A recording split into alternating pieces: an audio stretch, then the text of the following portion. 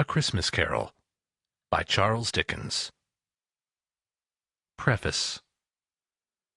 I have endeavored in this ghostly little book to raise the ghost of an idea, which shall not put my readers out of humour with themselves, with each other, with the season, or with me. May it haunt their houses pleasantly, and no one wish to lay it. Their faithful friend and servant, C.D. December, 1843. Stave 1. Marley's Ghost. Marley was dead, to begin with. There is no doubt whatever about that. The register of his burial was signed by the clergyman, the clerk, the undertaker, and the chief mourner. Scrooge signed it, and Scrooge's name was good upon change for anything he chose to put his hand to. Old Marley was dead as a doornail. Mind, I don't mean to say that I know, of my own knowledge, what there is particularly dead about a doornail. I might have been inclined, myself, to regard a coffin-nail as the deadliest piece of ironmongery in the trade. But the wisdom of our ancestors is in the simile, and my unhallowed hands shall not disturb it, or the country's done for. You will, therefore, permit me to repeat, emphatically, that Marley was dead as a doornail. Scrooge knew he was dead? Of course he did. How could it be otherwise? Scrooge and he were partners for I don't know how many years. Scrooge was his sole executor, his sole administrator, his sole assign, his sole residuary legatee, his sole friend, and sole mourner. And even Scrooge was not so dreadfully cut up by the sad event, but that he was an excellent man of business on the very day of the funeral, and solemnized it with an undoubted bargain. The mention of Marley's funeral brings me back to the point I started from. There is no doubt that Marley was dead. This must be distinctly understood, or nothing wonderful can come of the story I'm going to relate. If we were not perfectly convinced that Hamlet's father died before the play began, there would be nothing more remarkable in his taking a stroll at night, in an easterly wind, upon his own ramparts, than there would be in any other middle-aged gentleman rashly turning out after dark in a breezy spot, say St. Paul's churchyard, for instance, literally to astonish his son's weak mind. Scrooge never painted out old Marley's name. There it stood, years afterwards, above the warehouse door. Scrooge and Marley. The firm was known as Scrooge and Marley. Sometimes people new to the business called Scrooge Scrooge, and sometimes Marley, but he answered to both names. It was all the same to him. Oh, but he was a tight-fisted hand at the grindstone, Scrooge, a squeezing, wrenching, grasping, scraping, clutching, covetous old sinner, hard and sharp as flint, from which no steel had ever struck out generous fire, secret and self-contained, and solitary as an oyster. The cold within him froze his old features, nipped his pointed nose, shriveled his cheek, stiffened his gait, made his eyes red, his thin lips blue, and spoke out shrewdly in his grating voice. A frosty rime was on his head, on his eyebrows, on his wiry chin. He carried his own low temperature always about him. He iced his office in his dog days, and didn't thaw it 1 degree at Christmas. External heat and cold had little influence on Scrooge. No warmth could warm him, no wintry weather chill him. No wind that blew was bitterer than he, no falling snow was more intent upon its purpose, no pelting rain less open to entreaty. Foul weather didn't know where to have him. The heaviest rain and snow and hail and sleet could boast of the advantage over him in only one respect. They often came down handsomely, and Scrooge never did. Nobody ever stopped him in the street to say, with gladsome looks, "My dear Scrooge, how are you? When will you come to see me?" No beggars implored him to bestow a trifle, no children asked him what it was o'clock, no man or woman ever once in his life inquired the way to such and such a place of Scrooge. Even the blind men's dogs appeared to know him, and when they saw him coming on, would tug their owners into doorways and up courts, and then would wag their tails as though they said, "No eye at all is better than an evil eye, Dark Master." But what did Scrooge care? It was the very thing he liked. To edge his way along the crowded paths of life, warning all human sympathy to keep its distance, was what the knowing ones called nuts to Scrooge. Once upon a time, of all the good days in the year, on Christmas Eve, old Scrooge sat busy in his counting-house. It was cold, bleak, biting weather, foggy withal, and he could hear the people in the court outside go wheezing up and down, beating their hands upon their breasts and stamping their feet upon the pavement stones to warm them. The city clocks had only just gone 3, but it was quite dark already. It had not been light all day. The candles were flaring in the windows of the neighboring offices, like ruddy smears upon the palpable brown air. The fog came pouring in at every chink and keyhole, and was so dense without that although the court was of the narrowest, the houses opposite were mere phantoms. To see the dingy cloud come drooping down, obscuring everything, one might have thought that nature lived hard by, and was brewing on a large scale. The door of Scrooge's counting-house was open, that he might keep his eye upon his clerk, who, in a dismal little cell beyond, a sort of tank, was copying letters. Scrooge had a very small fire, but the clerk's fire was so very much smaller that it looked like one coal. But he couldn't replenish it, for Scrooge kept the coal-box in his own room. And so, surely, as the clerk came in with the shovel, the master predicted that it would be necessary for them to part. Wherefore, the clerk put on his white comforter and tried to warm himself at the candle, in which effort, not being a man of strong imagination, he failed. "A Merry Christmas, Uncle! God save you!" cried a cheerful voice. It was the voice of Scrooge's nephew, who came upon him so quickly that this was the first intimation he had of his approach. "Bah!" said Scrooge. "Humbug!" He had so heated himself with rapid walking in the fog and frost, this nephew of Scrooge's, that he was all in a glow. His face was ruddy and handsome. His eyes sparkled, and his breath smoked again. "Christmas a humbug, Uncle!" said Scrooge's nephew. "You don't mean that, I'm sure." "I do," said Scrooge. "Merry Christmas! What right have you to be merry? What reason have you to be merry? You're poor enough." "Come, then," returned his nephew gaily. "What right have you to be dismal? What reason have you to be morose? You're rich enough." Scrooge, having no better answer ready on the spur of the moment, said, "Bah!" again, and followed it up with, "Humbug!" "Don't be cross, Uncle," said the nephew. "What else can I be?" returned the uncle.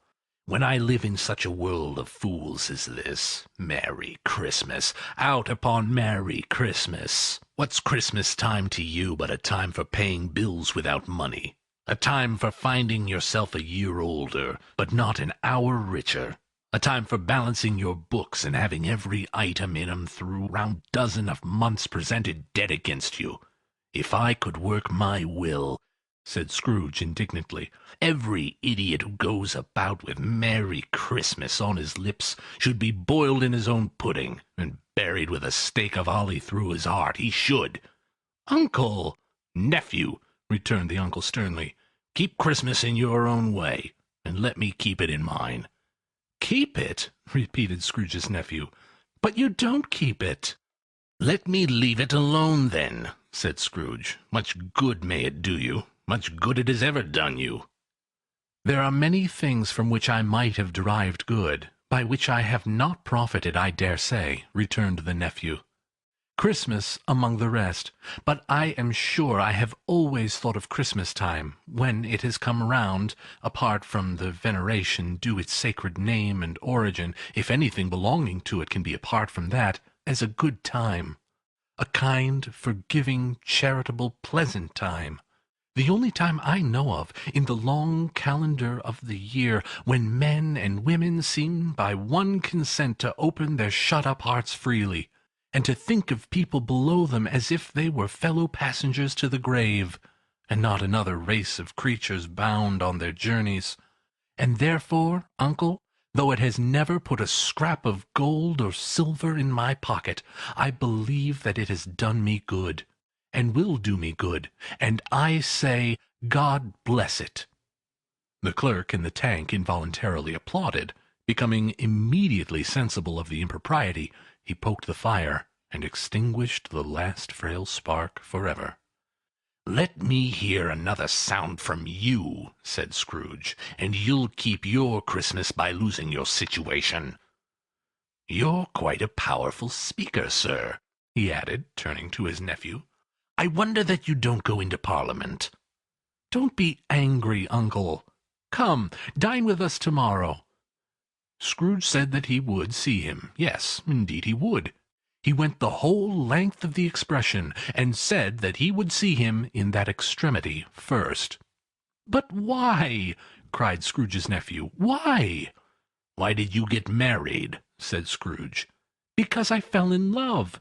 "Because you fell in love!" growled Scrooge, as if that were the only one thing in the world more ridiculous than a Merry Christmas. "Good afternoon." "Nay, uncle, but you never came to see me before that happened. Why give it as a reason for not coming now?" "Good afternoon." "I want nothing from you. I ask nothing of you. Why cannot we be friends?" "Good afternoon." "I am sorry, with all my heart, to find you so resolute. We have never had any quarrel to which I have been a party, but I have made the trial in homage to Christmas, and I'll keep my Christmas humor to the last. So a Merry Christmas, uncle." "Good afternoon," said Scrooge, "and a Happy New Year." "Good afternoon," said Scrooge. His nephew left the room without an angry word, notwithstanding. He stopped at the outer door to bestow the greetings of the season on the clerk, who, cold as he was warmer than Scrooge, for he returned them cordially. "There's another fellow," muttered Scrooge, who overheard him. "My clerk, 15 shillings a week, and a wife and family, talking about a Merry Christmas. I'll retire to Bedlam." This lunatic, in letting Scrooge's nephew out, had let 2 other people in. They were portly gentlemen, pleasant to behold, and now stood, with their hats off, in Scrooge's office. They had books and papers in their hands, and bowed to him. "Scrooge and Marley's, I believe," said one of the gentlemen, referring to his list. "Have I the pleasure of addressing Mr. Scrooge or Mr. Marley?" "Mr. Marley has been dead these 7 years," Scrooge replied. "He died 7 years ago this very night." "We have no doubt his liberality is well represented by his surviving partner," said the gentleman, presenting his credentials. It certainly was, for they had been 2 kindred spirits. At the ominous word, liberality, Scrooge frowned, and shook his head, and handed the credentials back. "At this festive season of the year, Mr. Scrooge," said the gentleman, taking his pen, "it is more than usually desirable that we should make some slight provision for the poor and destitute, who suffer greatly at this present time. Many thousands are in want of common necessities. Hundreds of thousands are in want of common comforts, sir." "Are there no prisons?" asked Scrooge. "Plenty of prisons," said the gentleman, laying down the pen again. "And the Union workhouses?" demanded Scrooge.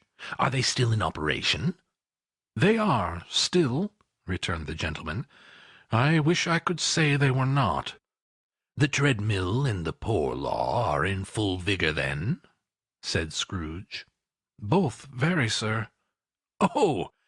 I was afraid, from what you said at first, that something had occurred to stop them in their useful course," said Scrooge. "I'm very glad to hear it." "Under the impression that they scarcely furnish Christian cheer of mind or body to the multitude," returned the gentleman, "a few of us are endeavouring to raise a fund to buy the poor some meat and drink and means of warmth. We choose this time because it is a time, of all others, when want is keenly felt and abundance rejoices. So what shall I put you down for?" "Nothing," replied Scrooge. "You wish to be anonymous?"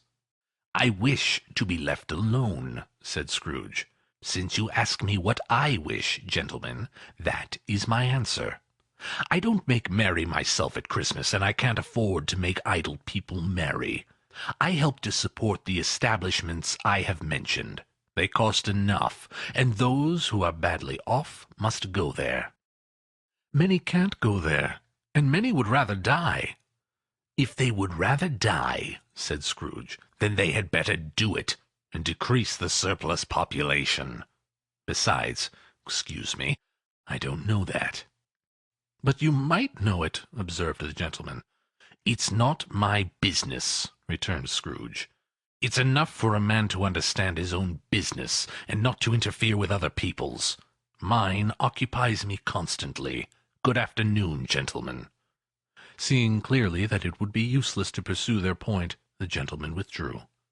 Scrooge resumed his labours with an improved opinion of himself, and in a more fastidious temper than was usual with him. Meanwhile, the fog and darkness thickened so that people ran about with flaring links, proffering their services to go before horses and carriages, and conduct them on their way. The ancient tower of a church, whose gruff old bell was always peeping slyly down at Scrooge out of a Gothic window in the wall, became invisible, and struck the hours and quarters in the clouds, with tremulous vibrations afterward, as if its teeth were chattering in its frozen head up there. The cold became intense. In the main street, at the corner of the court, some labourers were repairing the gas-pipes, and had lighted a great fire in a brazier, round which a party of ragged men and boys were gathered, warming their hands and winking their eyes before the blaze in rapture. A water-plug being left in solitude, its overflowing sullenly congealed and turned to misanthropic ice. The brightness of the shops where holly sprigs and berries crackled in the lamp heat of the windows made pale faces ruddy as they passed. Poulterers' and grocers' trades became a splendid joke, a glorious pageant with which it was next to impossible to believe that such dull principles as bargain and sale had anything to do. The Lord Mayor, in the stronghold of the mighty mansion house, gave orders to his 50 cooks and butlers to keep Christmas as the Lord Mayor's house should, and even the little tailor, whom he fined 5 shillings on the previous Monday for being drunk and bloodthirsty in the streets, stirred up tomorrow's pudding in his garret, while his lean wife and the baby sallied out to buy the beef. Foggier yet, and colder, piercing, searching, biting cold. If the good St. Dunstan had but nipped the evil spirit's nose with a touch of such weather as that, instead of using his familiar weapons, then indeed he would have roared to lusty purpose. The owner of one scant young nose, gnawed and mumbled by the hungry cold as bones are gnawed by dogs, stooped down at Scrooge's keyhole to regale him with a Christmas carol. But at the first sounds of "God rest ye merry gentlemen, may nothing you dismay," Scrooge seized the ruler with such energy of action that the singer fled in terror, leaving the keyhole to the fog and even more congenial frost. At length the hour of shutting up the counting-house arrived. With an ill will Scrooge dismounted from his stool, and tacitly admitted the fact to the expected clerk in the tank, who instantly snuffed his candle out and put on his hat. "You'll want all day tomorrow, I suppose?" said Scrooge. "If quite convenient, sir." "It's not convenient," said Scrooge, "and it's not fair. If I was to stop half a crown for it, you'd think yourself ill-used, I'll be bound." The clerk smiled faintly. "And yet," said Scrooge, "you don't think me ill-used, when I pay a day's wages for no work." The clerk observed that it was only once a year. "A poor excuse for picking a man's pocket every 25th of December," said Scrooge, buttoning his greatcoat to the chin. "But I suppose you must have the whole day. Be here all the earlier next morning." The clerk promised he would, and Scrooge walked out with a growl. The office was closed in a twinkling, and the clerk, with the long ends of his white comforter dangling below his waist, for he boasted no greatcoat, went down a slide on Cornhill, at the end of a lane of boys 20 times in honor of its being Christmas Eve, and then ran home to Camden Town as hard as he could pelt, to play at Blindman's Buff. Scrooge took his melancholy dinner in his usual melancholy tavern, and having read all the newspapers, and beguiled the rest of the evening with his banker's book, went home to bed. He lived in chambers that had once belonged to his deceased partner. They were a gloomy suite of rooms, in a lowering pile of building up a yard, where it had so little business to be that one could scarcely help fancying it must have run there when it was a young house, playing at hide-and-seek with other houses, and forgotten the way out again. It was old enough now, and dreary enough, for no one lived in it but Scrooge, the other rooms being all let out as offices. The yard was so dark that even Scrooge, who knew its every stone, was fain to grope with his hands. The fog and frost shone or hung about the black old gateway of the house, that it seemed as if the genius of the weather sat in mournful meditation on the threshold. Now, it is a fact that there was nothing at all particular about the knocker on the door, except that it was very large. It is also a fact that Scrooge had seen it night and morning during his whole residence in that place. Also, that Scrooge had as little of what is called fancy about him as any man in the city of London, even including, which is a bold word, the corporation, aldermen, and livery. Let it also be borne in mind that Scrooge had not bestowed one thought on Marley since his last mention of his 7 years dead partner that afternoon. And then let any man explain to me, if he can, how it happened that Scrooge, having his key in the lock of the door, saw in the knocker, without its undergoing any intermediate process of change, not a knocker, but Marley's face. Marley's face. It was not an impenetrable shadow as the other objects in the yard were, but had a dismal light about it, like a bad lobster in a dark cellar. It was not angry or ferocious, but looked at Scrooge as Marley used to look, with ghostly spectacles turned up on its ghostly forehead. The hair was curiously stirred, as if by breath or hot air, and, though the eyes were wide open, they were perfectly motionless. That, and its livid color, made it horrible. But its horror seemed to be in spite of the face and beyond its control, rather than a part of its own expression. As Scrooge looked fixedly at this phenomenon, it was a knocker again. To say that he was not startled, or that his blood was not conscious of a terrible sensation to which it had been a stranger from infancy, would be untrue. But he put his hand upon the key he had relinquished, turned it sturdily, walked in, and lighted his candle. He did pause, with a moment's irresolution, before he shut the door, and he did look cautiously behind it first, as if he half expected to be terrified with the sight of Marley's pigtail sticking out into the hall. But there was nothing on the back of the door, except the screws and nuts that held the knocker on. So he said, "Pooh-pooh," and closed it with a bang. The sound resounded through the house like thunder. Every room above, and every cask in the wine merchant's cellar below, appeared to have a separate peal of echoes of its own. Scrooge was not a man to be frightened by echoes. He fastened the door, and walked across the hall, and up the stairs, slowly, too, trimming his candle as he went. You may talk vaguely about driving a coach and six up a good old flight of stairs, or through a bad young Act of Parliament. But I mean to say you might have got a hearse up that staircase, and taken it broadwise, with the splinter bar towards the wall and the door towards the balustrades, and done it easy. There was plenty of width for that, and room to spare, which is perhaps the reason why Scrooge thought he saw a locomotive hearse going on before him in the gloom.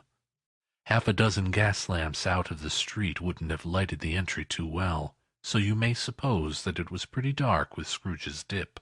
Up Scrooge went, not caring a button for that. Darkness is cheap, and Scrooge liked it. But before he shut his heavy door, he walked through his rooms to see that all was right.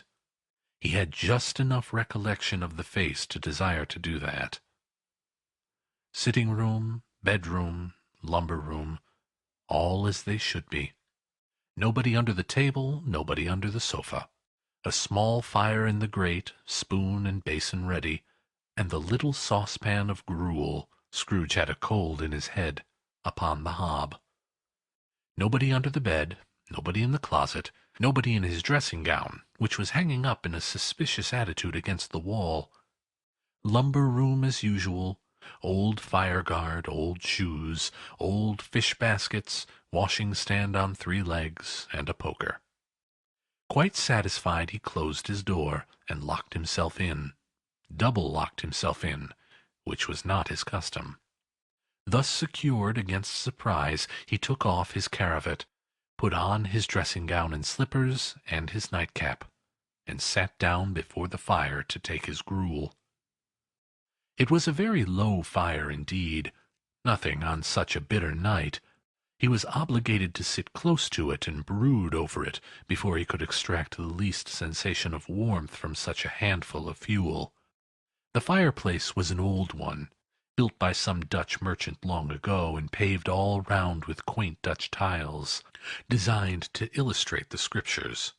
There were Cains and Abels, Pharaoh's daughters, queens of Sheba, angelic messengers descending through the air on clouds like feather-beds, Abrahams, Belshazzars, apostles pulling off to sea in butter-boats, hundreds of figures to attract his thoughts. And yet that face of Marley, 7 years dead, came like the ancient prophet's rod, and swallowed up the whole. If each smooth tile had been a blank at first, with power to shape some picture on its surface from the disjointed fragments of his thoughts, there would have been a copy of old Marley's head on every one. "Humbug," said Scrooge, and walked across the room. After several turns he sat down again. As he threw his head back in the chair, his glance happened to rest upon a bell. A disused bell that hung in the room, and communicated, for some purpose now forgotten, with a chamber in the highest story of the building. It was with great astonishment, and with a strange, inexplicable dread, that as he looked, he saw this bell begin to swing. It swung so softly in the outset that it scarcely made a sound. But soon it rang out loudly, and so did every bell in the house. This might have lasted half a minute, or a minute, but it seemed like an hour. The bells ceased as they had begun, together. They were succeeded by a clanking noise deep down below, as if some person were dragging a heavy chain over the casks of the wine merchant's cellar. Scrooge then remembered to have heard that ghosts in haunted houses were described as dragging chains. The cellar door flew open with a booming sound, and then he heard the noise much louder on the floors below. Then coming up the stairs. Then coming straight towards his door. "It's humbug still," said Scrooge. "I won't believe it." His colour changed, though, when, without a pause, it came on through the heavy door, and passed into the room before his eyes.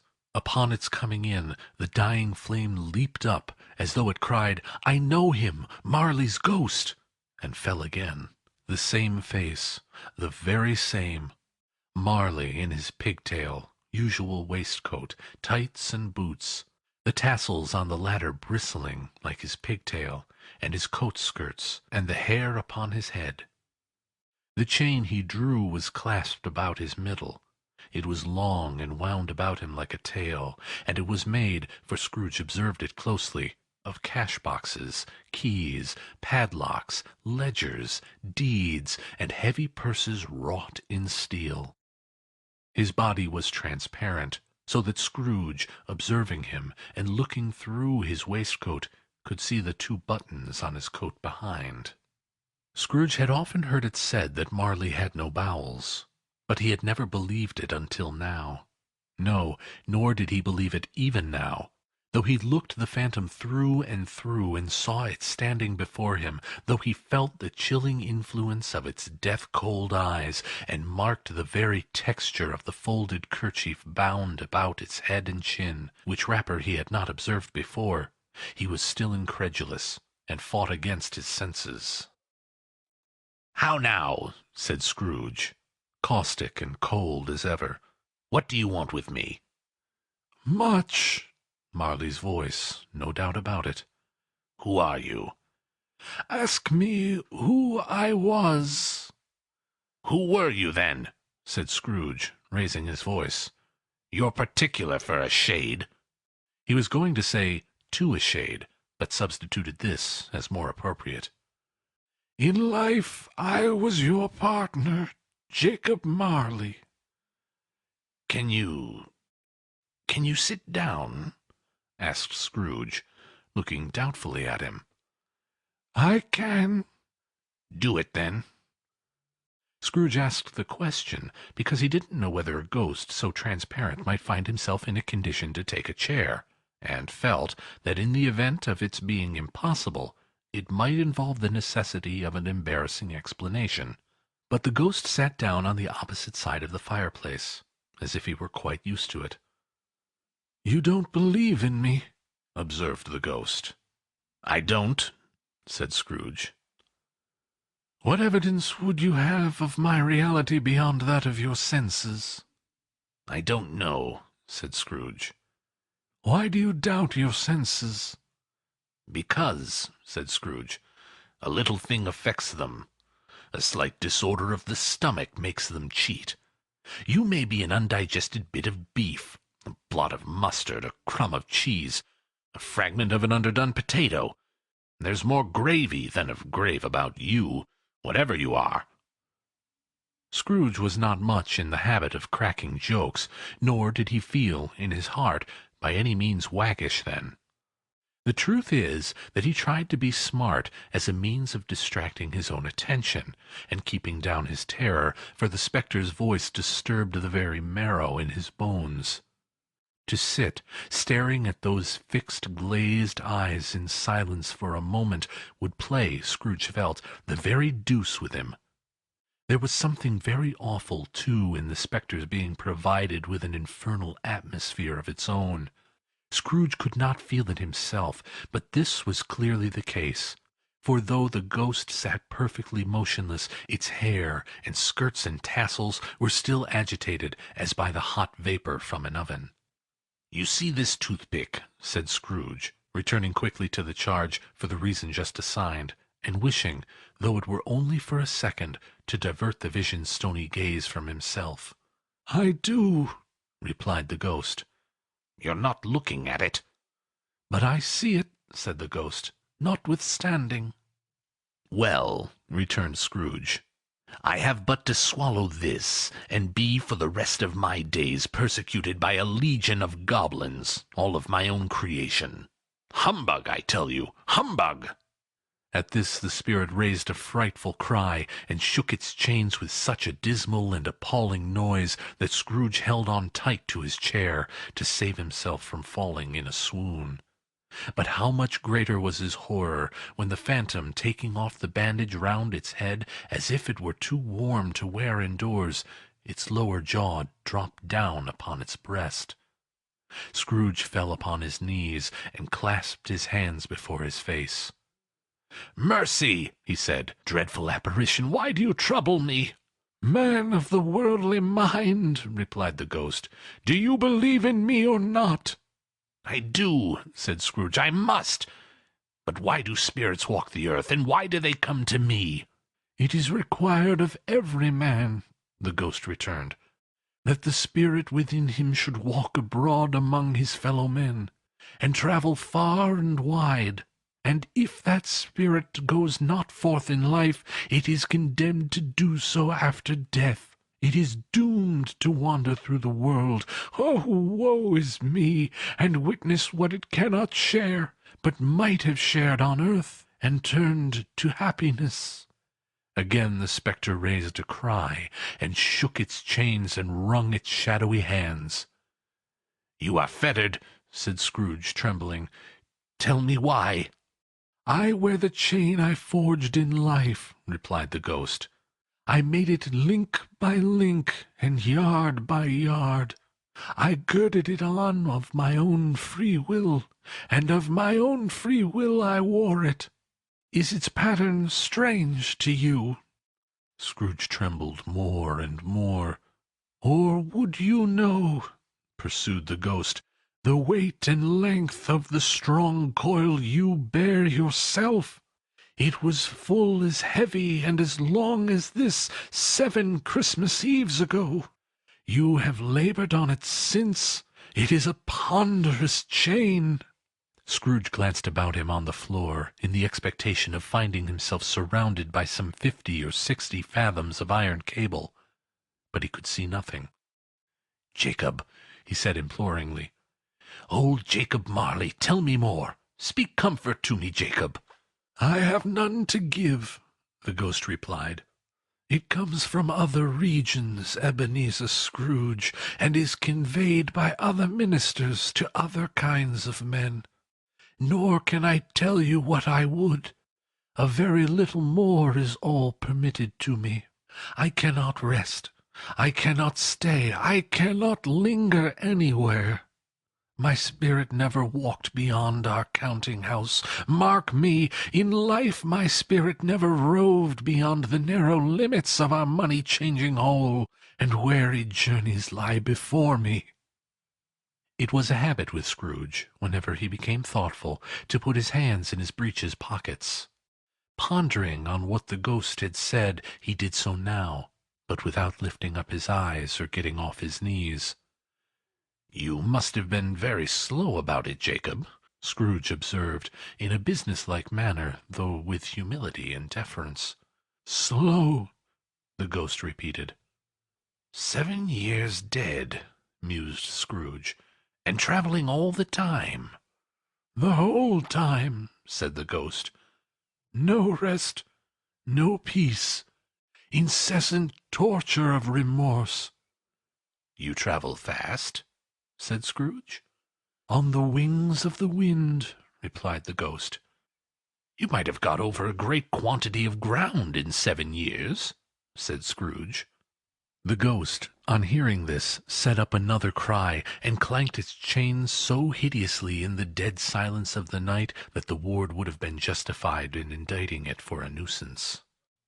"Oh, captive bound and double-ironed," cried the phantom, "not to know that ages of incessant labor by mortal creatures for this earth must pass into eternity before the good of which it is susceptible is all developed. Not to know that any Christian spirit working kindly in its little sphere, whatever it may be, will find its mortal life too short for its vast means of usefulness. Not to know that no space of regret can make amends for one's life's opportunity misused. Yet such was I. Oh, such was I." "But you are always a good man of business, Jacob," faltered Scrooge, who now began to apply this to himself. "Business!" cried the ghost, wringing its hands. "Mankind was my business. The common welfare was my business. Charity, mercy, forbearance, and benevolence were all my business. The dealings of my trade were but a drop of water in the comprehensive ocean of my business." It held up its chain at arm's length, as if that were the cause of all its unavailing grief, and flung it heavily upon the ground again. "At this time of the rolling year," the spectre said, "I suffer most. Why did I walk through crowds of fellow beings with my eyes turned down, and never raise them to that blessed star which led the wise men to a poor abode? Were there no poor homes to which its light would have conducted me?" Scrooge was very much dismayed to hear the spectre going on at this rate, and began to quake exceedingly. "Hear me!" cried the ghost. "My time is nearly gone." "I will," said Scrooge, "but don't be hard upon me. Don't be flowery, Jacob, pray." "How it is that I appear before you in a shape that you can see, I may not tell. I have sat invisible beside you many and many a day." It was not an agreeable idea. Scrooge shivered and wiped the perspiration from his brow. "That is no light part of my penance," pursued the ghost. "I am here tonight to warn you that you have yet a chance and hope of escaping my fate, a chance and hope of my procuring Ebenezer." "You were always a good friend to me," said Scrooge. "Thank ye." "You will be haunted," resumed the ghost, "by 3 spirits." Scrooge's countenance fell almost as low as the ghost's had done. "Is that the chance and hope you mentioned, Jacob?" he demanded in a faltering voice. "It is." I think I'd rather not," said Scrooge. "Without their visits," said the ghost, "you cannot hope to shun the path I tread. Expect the first tomorrow, when the bell tolls 1. "Couldn't I take them all at once, and have it over, Jacob?" hinted Scrooge. "Expect the second on the next night at the same hour, the third upon the next night, when the last stroke of 12 has ceased to vibrate. Look for me no more, and look that, for your own sake, you remember what has passed between us." When it had said these words, the spectre took its wrapper from the table, and bound it round its head as before. Scrooge knew this by the smart sound its teeth made when the jaws were brought together by the bandage. He ventured to raise his eyes again, and found his supernatural visitor confronting him in an erect attitude, with its chain wound over and about its arm. The apparition walked backward from him, and at every step it took, the window raised itself a little, so that when the spectre reached it, it was wide open. It beckoned Scrooge to approach, which he did. When they were within 2 paces of each other, Marley's ghost held up its hand, warning him to come no nearer. Scrooge stopped. Not so much in obedience as in surprise and fear, for on the raising of the hand he became sensible of confused noises in the air, incoherent sounds of lamentation and regret, wailings inexpressibly sorrowful and self-accusatory. The spectre, after listening for a moment, joined in the mournful dirge, and floated out upon the bleak, dark night. Scrooge followed to the window, desperate in his curiosity. He looked out. The air was filled with phantoms, wandering hither and thither in restless haste, and moaning as they went. Every one of them wore chains like Marley's ghost. Some few, they might be guilty governments, were linked together. None were free. Many had been personally known to Scrooge in their lives. He had been quite familiar with one old ghost, in a white waistcoat, with a monstrous iron safe attached to its ankle, who cried piteously at being unable to assist a wretched woman with an infant, whom it saw below upon a doorstep. The misery with them all was, clearly, that they sought to interfere for good in human matters, and had lost the power forever. Whether these creatures faded into mist, or mist enshrouded them, he could not tell. But they and their spirit voices faded together, and the night became as it had been when he walked home. Scrooge closed the window, and examined the door by which the ghost had entered. It was double-locked, as he had locked it with his own hands, and the bolts were undisturbed. He tried to say "humbug," but stopped at the first syllable, and being, from the emotion he had undergone, or the fatigues of the day, or his glimpse of the invisible world, or the dull conversation of the ghost, or the lateness of the hour, much in need of repose, went straight to bed, without undressing, and fell asleep upon the instant. End of Stave 1. A Christmas Carol, by Charles Dickens. Stave 2. The first of the 3 spirits. When Scrooge awoke, It was so dark that looking out of bed he could scarcely distinguish the transparent window from the opaque walls of his chamber.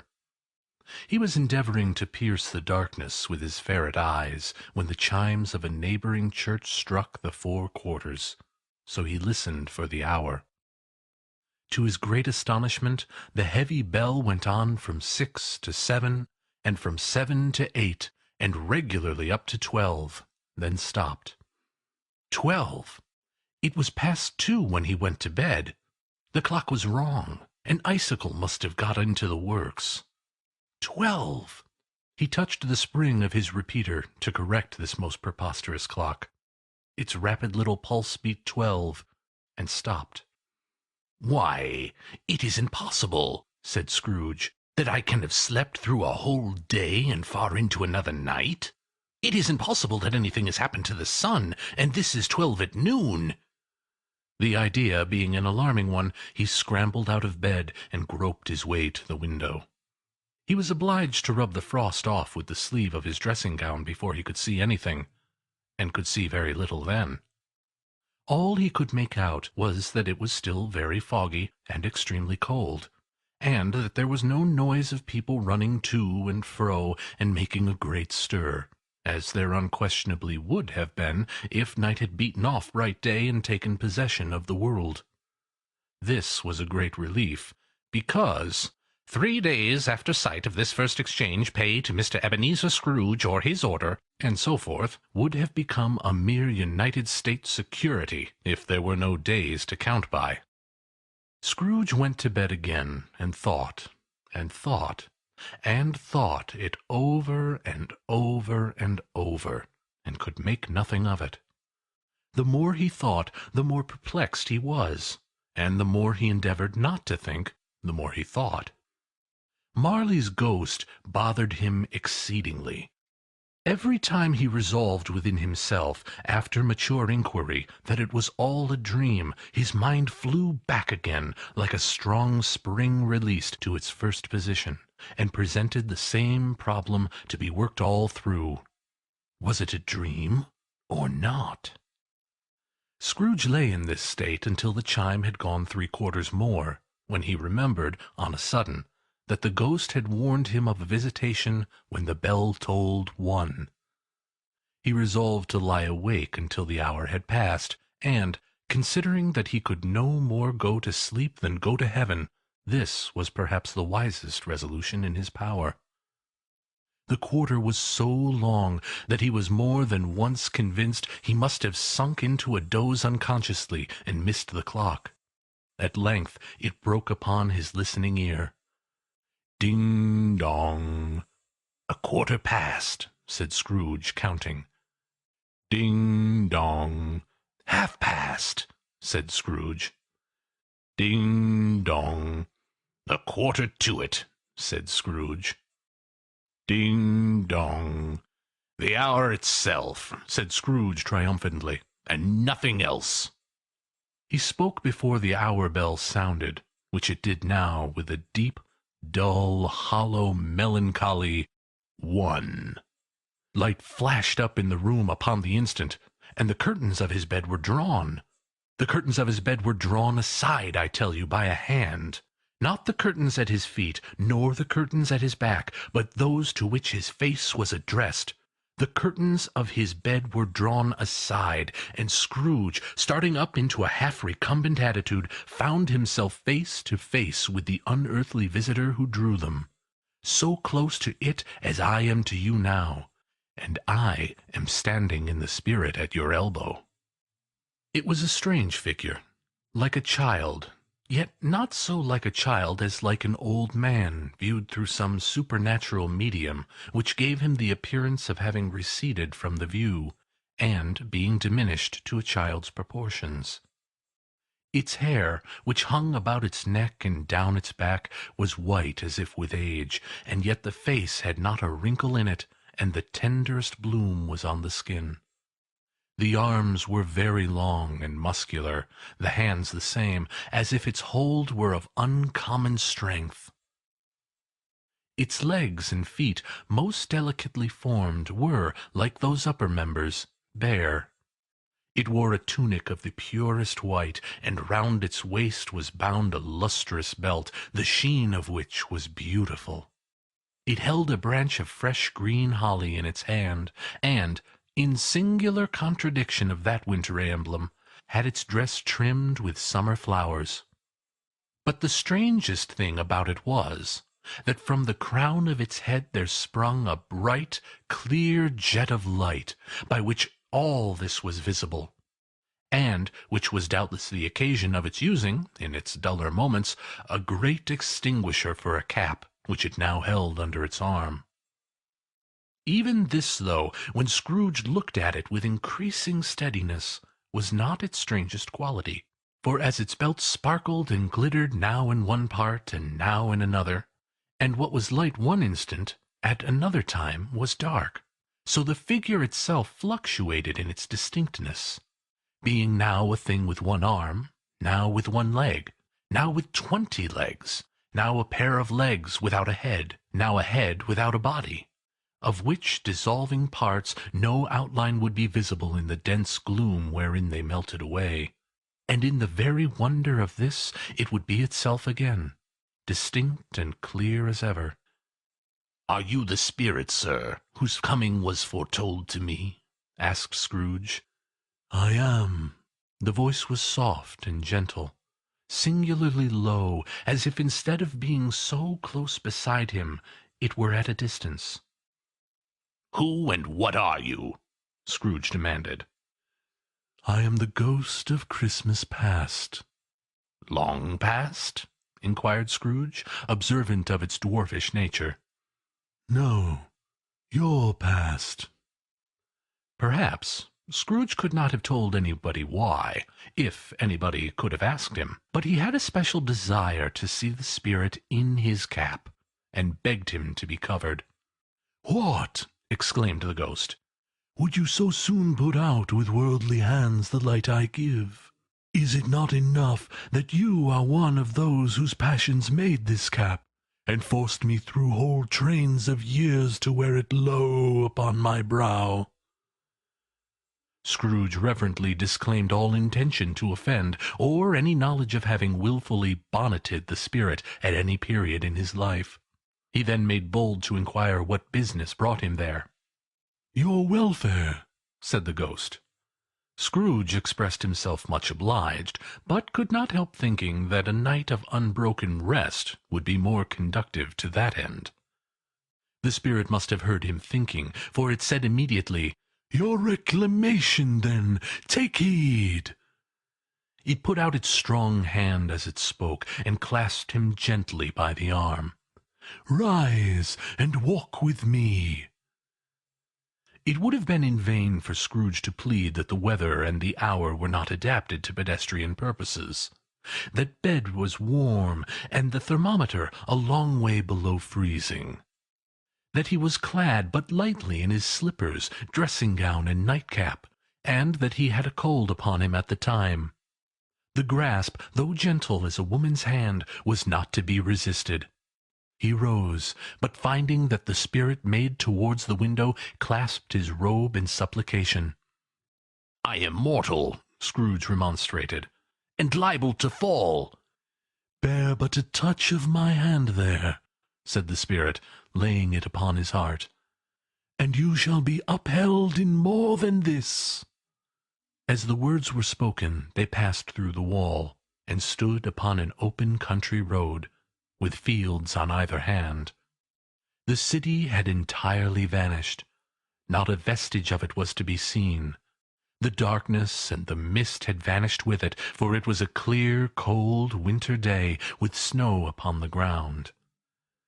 "Good heaven!" said Scrooge, clasping his hands together as he looked about him. "I was bred in this place. I was a boy here." The spirit gazed upon him mildly. Its gentle touch, though it had been light and instantaneous, appeared still present to the old man's sense of feeling. He was conscious of 1,000 odors floating in the air, each one connected with 1,000 thoughts, and hopes, and joys, and cares long, long forgotten. "Your lip is trembling," said the ghost. And what is that upon your cheek?"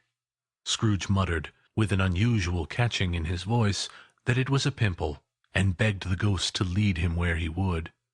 "You recollect the way?" inquired the spirit. "Remember it!" cried Scrooge with fervour. "I could walk it blindfold." "Strange to have forgotten it for so many years," observed the ghost. "Let us go on."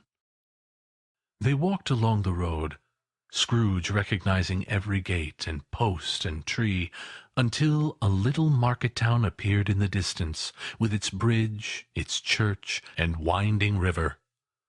Some shaggy ponies now were seen trotting towards them, with boys upon their backs, who called to other boys in country gigs and carts driven by farmers.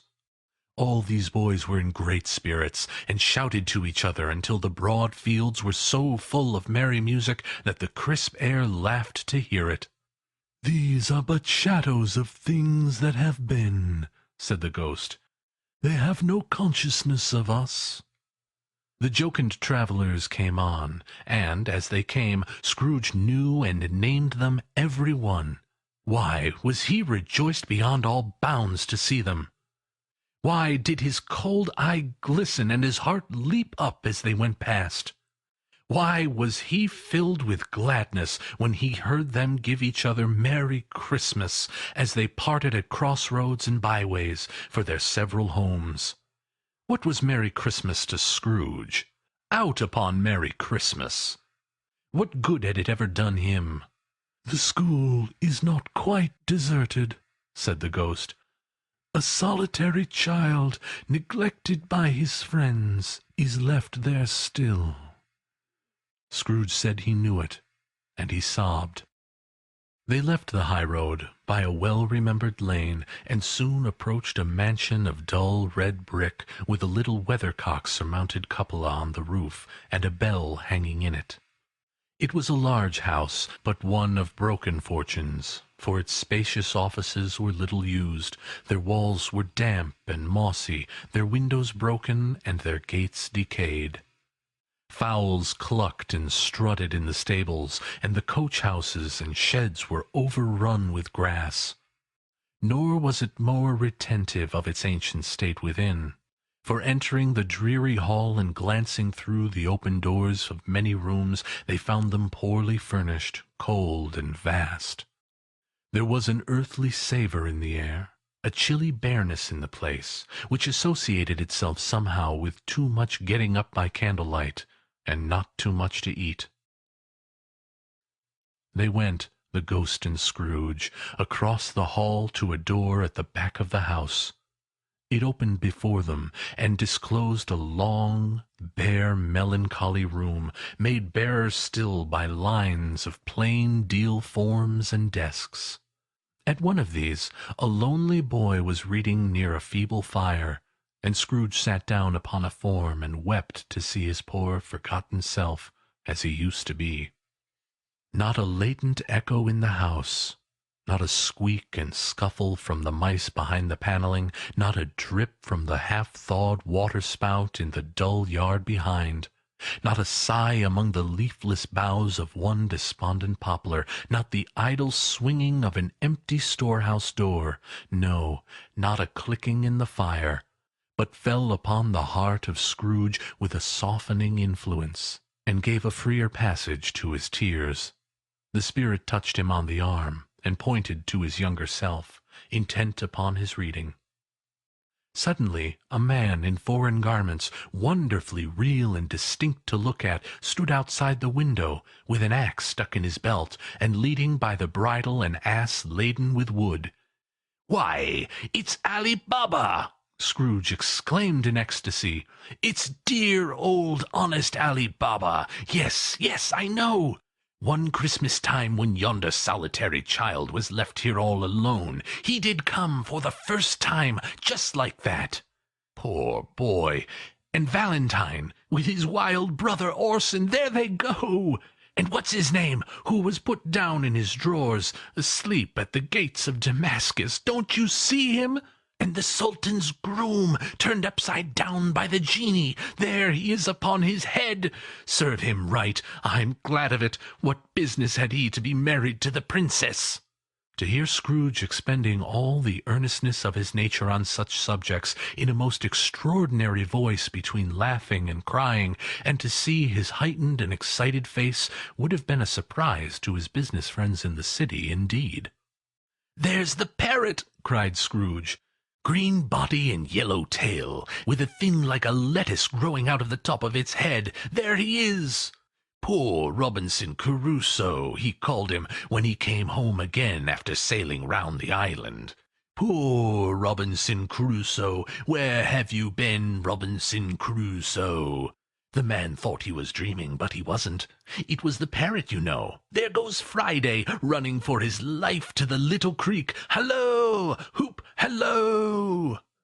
Then, with a rapidity of transition very foreign to his usual character, he said, in pity for his former self, "Poor boy!" and cried again. "I wish," Scrooge muttered, putting his hand in his pocket and looking about him after drying his eyes with his cuff. "But it's too late now." "What is the matter?" asked the spirit. "Nothing," said Scrooge. "Nothing. There was a boy singing a Christmas carol at my door last night. I should like to have given him something, that's all." The ghost smiled thoughtfully and waved its hand, saying as it did so, "Let us see another Christmas." Scrooge's former self grew larger at the words, and the room became a little darker and more dirty.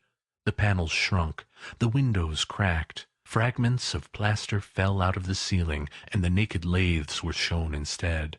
But how all of this was brought about, Scrooge knew no more than you do. He only knew that it was quite correct, that everything had happened so, that there he was, alone again, when all the other boys had gone home for the jolly holidays. He was not reading now, but walking up and down despairingly. Scrooge looked at the ghost, and with a mournful shaking of his head, glanced anxiously towards the door. It opened, and a little girl, much younger than the boy, came darting in, and put her arms around his neck, and often kissing him, addressed him as her "dear, dear brother." "I have come to bring you home, dear brother," said the child, clapping her tiny hands, and bending down to laugh. "To bring you home, home, home." "Home, little Fan?" returned the boy. "Yes," said the child, brimful of glee. "Home, for good and all. Home for ever and ever. Father is so much kinder than he used to be, that home's like heaven. He spoke so gently to me one dear night when I was going to bed, that I was not afraid to ask him once more if you might come home, and he said yes, you should, and sent me in a coach to bring you. And you're to be a man," said the child, opening her eyes, "and are never to come back here, but first we're to be together all Christmas long, and have the merriest time in all the world." "You're quite a woman, little Fan," exclaimed the boy. She clapped her hands and laughed, and tried to touch his head, but being too little, laughed again, and stood on tiptoe to embrace him. Then she began to drag him, in her childish eagerness, towards the door, and he, nothing loath to go, accompanied her. A terrible voice in the hall cried, "Bring down Master Scrooge's box there!" And in the hall appeared the schoolmaster himself, who glared on Master Scrooge with a ferocious condescension, and threw him into a dreadful state of mind by shaking hands with him. He then conveyed him and his sister into the veriest old well of a shivering best parlour that ever was seen, where the maps upon the wall and the celestial and terrestrial globes in the windows were waxy and cold. Here he produced a decanter of curiously light wine, and a block of curiously heavy cake, and administered instalments of those dainties to the young people, at the same time sending out a meagre servant to offer a glass of something to the postboy, who answered that he thanked the gentleman, but if it was the same tap as he had tasted before, he had rather not. Master Scrooge's trunk being by this time tied to the top of the chaise, the children bade the schoolmaster good-bye right willingly, and, getting into it, drove gaily down the garden sweep, the quick wheels dashing the hoar frost and snow off the dark leaves of the evergreens like spray. "Always a delicate creature, whom a breath might have withered," said the ghost. "But she had a large heart." "So she had," cried Scrooge. "You're right. I will not gainsay it, Spirit. God forbid." "She died a woman," said the ghost, "and had, as I think, children." "One child," Scrooge returned. "True," said the ghost. "Your nephew." Scrooge seemed uneasy in his mind, and answered briefly, "Yes." Although they had but that moment left the school behind them, they were now in the busy thoroughfares of a city, where shadowy passengers passed and repassed, where shadowy carts and coaches battled for the way, and all the strife and tumult of a real city were. It was made plain enough, by the dressing of the shops, that here, too, it was Christmas time again. But it was evening, and the streets were lighted up. The ghost stopped at a certain warehouse door, and asked Scrooge if he knew it.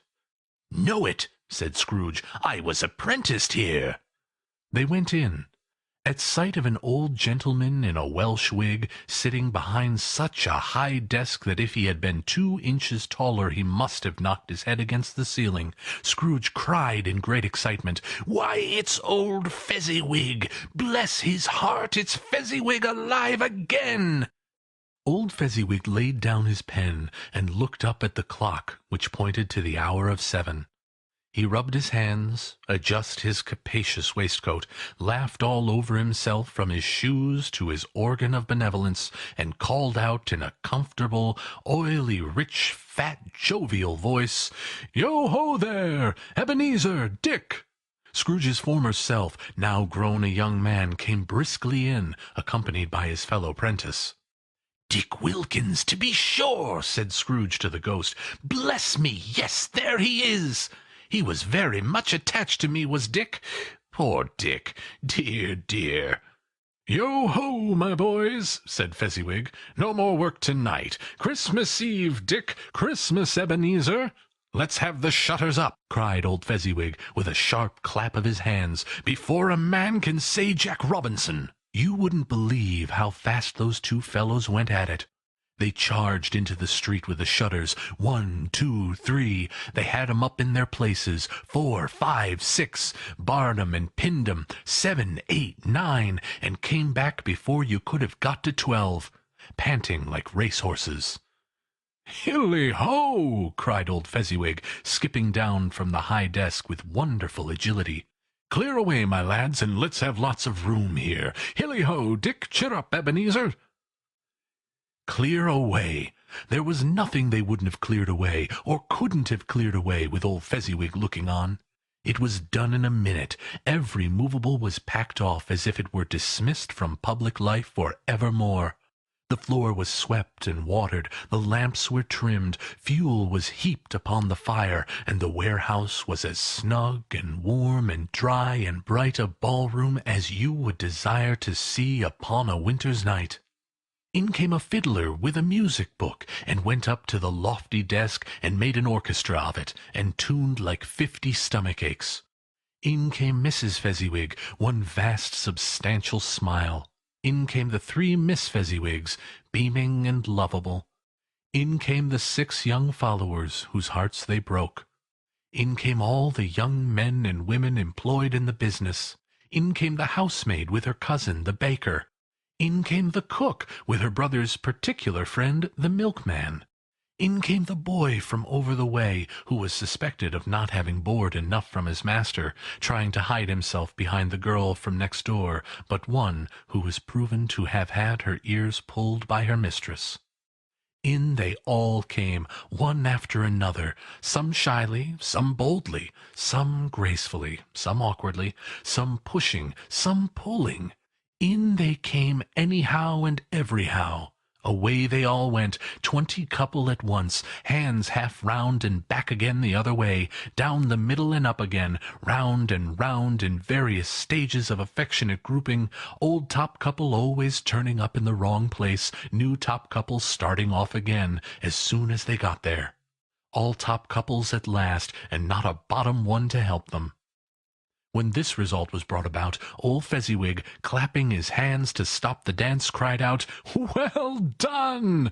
and the fiddler plunged his hot face into a pot of porter, especially provided for that purpose.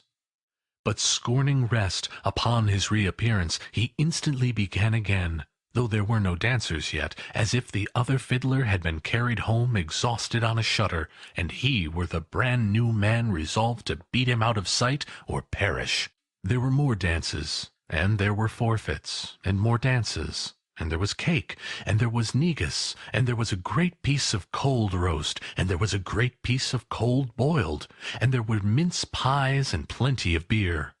But the great effect of the evening came after the roast and boiled, when the fiddler, an artful dog mind, the sort of man who knew his business better than you or I could have told it him, struck up Sir Roger de Coverley. Then old Fezziwig stood out to dance with Mrs. Fezziwig. Top couple, too, with a good stiff piece of work cut out for them, 3 or 4 and 20 pair of partners, people who were not to be trifled with, people who would dance, and had no notion of walking. But if they had been twice as many, 4 times, old Fezziwig would have been a match for them, and so would Mrs. Fezziwig. As to her, she was worthy to be his partner in every sense of the term. If that's not high praise, tell me higher, and I'll use it. A positive light appeared to issue from Fezziwig's calves. They shone in every part of the dance like moons. You couldn't have predicted at any given time what would have become of them next.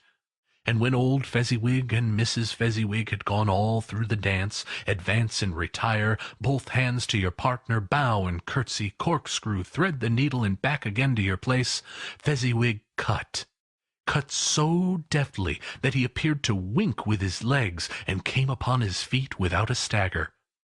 When the clock struck 11, this domestic ball broke up. Mr. and Mrs. Fezziwig took their stations, one on either side of the door, and, shaking hands with every person individually as he or she went out, wished him or her a Merry Christmas. When everybody had retired but the 2 prentices, they did the same to them, and thus the cheerful voices died away, and the lads were left to their beds, which were under a counter in the back shop. During the whole of this time, Scrooge had acted like a man out of his wits. His heart and soul were in the scene, and with his former self. He corroborated everything, remembered everything, enjoyed everything, and underwent the strangest agitation. It was not until now, when the bright faces of his former self and Dick were turned from them, that he remembered the ghost, and became conscious that it was looking full upon him, while the light upon its head burnt very clear. "A small matter," said the ghost, "to make these silly folks so full of gratitude." "Small!" echoed Scrooge. The spirit signed to him to listen to the 2 apprentices, who were pouring out their hearts in praise of Fezziwig, and when he had done so, said, "Why, is it not? He has spent but a few pounds of your mortal money, 3 or 4 perhaps. Is that so much that he deserves this praise?"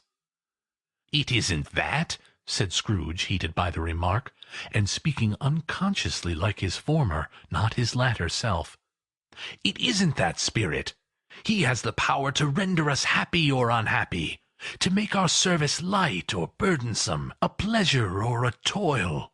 Say that his power lies in words and looks, in things so slight and insignificant that it is impossible to add and count 'em up. What then? The happiness he gives is quite as great as if it cost a fortune." He felt the spirit's glance and stopped. "What is the matter?" asked the spirit. "Nothing particular," said Scrooge. "Something, I think?" the ghost insisted. "No," said Scrooge. "No. I should like to be able to say a word or two to my clerk just now. That's all." His former self turned down the lamps as he gave utterance to the wish, and Scrooge and the ghost again stood side by side in the open air. "My time grows short," observed the spirit. "Quick!" This was not addressed to Scrooge, or to any one whom he could see, but it produced an immediate effect. For again Scrooge saw himself. He was older now, a man in the prime of his life. His face had not the harsh and rigid lines of later years, but it had begun to wear the signs of care and avarice. There was an eager, greedy, restless motion in the eye, which showed the passion that had taken root, and where the shadow of the growing tree would fall. He was not alone, but sat by the side of a fair young girl in a mourning dress, in whose eyes there were tears, which sparkled in the light that shone out of the ghost of Christmas past. "It matters little," she said softly. "To you, very little. Another idol has displaced me, and if it can cheer and comfort you in time to come, as I would have tried to, I have no just cause to grieve." "What idol has displaced you?" he rejoined. "A golden one." "This is the even-handed dealing of the world," he said. "There is nothing on which it is so hard as poverty, and there is nothing it professes to condemn with such severity as the pursuit of wealth." "You fear the world too much," she answered gently. "All your other hopes have merged into the hope of being beyond the chance of its sordid reproach. I have seen your nobler aspirations fall off one by one, until your master passion, gain, engrosses you. Have I not?" "What then?" he retorted. "Even if I have grown so much wiser, what then? I am not changed towards you." She shook her head. "Am I?" "Our contract is an old one. It was made when we were both poor and content to be so, until, in good season, we could improve our worldly fortune by our patient industry. You are changed. When it was made, you were another man." "I was a boy," he said impatiently. "Your own feeling tells you that you are not what you are," she returned. "I am. That which promised happiness when we were one in heart is fraught with misery now that we are two. How often and how keenly I have thought of this, I will not say. It is enough that I have thought of it, and can release you." "Have I ever sought release?" "In words, no, never." "In what, then?" "In a changed nature, in an altered spirit, in another atmosphere of life, another hope as its great end, in everything that made my love of any worth or value in your sight." "If this had never been between us," said the girl, looking mildly but with steadiness upon him, "tell me you would seek me out, and try to win me now." "Ah, no." He seemed to yield to the justice of this supposition in spite of himself, but he said with a struggle, "You think not?" "I would gladly think otherwise if I could," she answered. "Heaven knows! When I have learned a truth like this, I know how strong and irresistible it must be. But if you were free today, tomorrow, yesterday, can even I believe that you would choose a dowerless girl? You, who in your very confidence with her weigh everything by gain? Or, choosing her, if for a moment you were false enough to your one guiding principle to do so, do I not know that your repentance and regret would surely follow? I do, and I release you, with a full heart, for the love of him you once were." He was about to speak, but with her head turned from him, she resumed. "You may. The memory of what is past half makes me hope you will have pain in this. A very, very brief time, and you will dismiss the recollection of it gladly as an unprofitable dream from which it happened well that you awoke. May you be happy in the life you have chosen." She left him, and they parted. "Spirit," said Scrooge, Show me no more. Conduct me home. Why do you delight to torture me?" "One shadow more!" exclaimed the ghost. "No more!" cried Scrooge. "No more! I do not wish to see it. Show me no more!" But the relentless ghost pinioned him in both arms, and forced him to observe what happened next. They were in another scene and place. A room, not very large or handsome, but full of comfort. Near to the winter fire sat a beautiful young girl, so like the last that Scrooge believed it was the same, until he saw her, now a comely matron, sitting opposite her daughter. The noise in this room was perfectly tumultuous, for there were more children there than Scrooge in his agitated state of mind could count. And, unlike the celebrated herd in the poem, they were not 40 children conducting themselves as one, but every child conducting itself like 40. The consequences were uproarious beyond belief, and no one seemed to care. On the contrary, the mother and daughter laughed heartily, and enjoyed it very much. And the latter, soon beginning to mingle in the sports, got pillaged by the young brigands most ruthlessly. What would I not have given to be one of them? Though I never could have been so rude. No, no, I wouldn't for the wealth of all the world have crushed that braided hair and torn it down. And for the precious little shoe, I wouldn't have plucked it off. God bless my soul, to save my life. As to measuring her waist in sport, as they did, bold young brood, I couldn't have done it. I should have expected my arm to have grown round it for a punishment, and never come straight again. And yet I should have dearly liked, I own, to have touched her lips, to have questioned her, that she might have opened them, to have looked upon the lashes of her downcast eyes, and never raised a blush, to have let loose those waves of hair, an inch of which would be a keepsake beyond price. In short, I should have liked, I do confess, to have the lightest license of a child, and yet to have been man enough to know its value. But now a knocking at the door was heard, and such a rush immediately ensued that she, with laughing face and plundered dress, was borne towards it, the centre of a flushed and boisterous group, just in time to greet the father, who came home attended by a man laden with Christmas toys and presents. Then the shouting and the struggling and the onslaught that was made on the defenceless porter. The scaling him with chairs for ladders to dive into his pockets, despoil him of brown paper parcels, hold on tight by his cravat, hug him round his neck, pommel his back, and kick his legs in irrepressible affection. The shouts of wonder and delight at which the development of every package was received. The terrible announcement that the baby had been taken in the act of putting a doll's frying pan into his mouth, and was more than suspected of having swallowed a fictitious turkey glued on a wooden platter. The immense relief of finding this a false alarm. The joy and gratitude and ecstasy, they were all indescribable alike.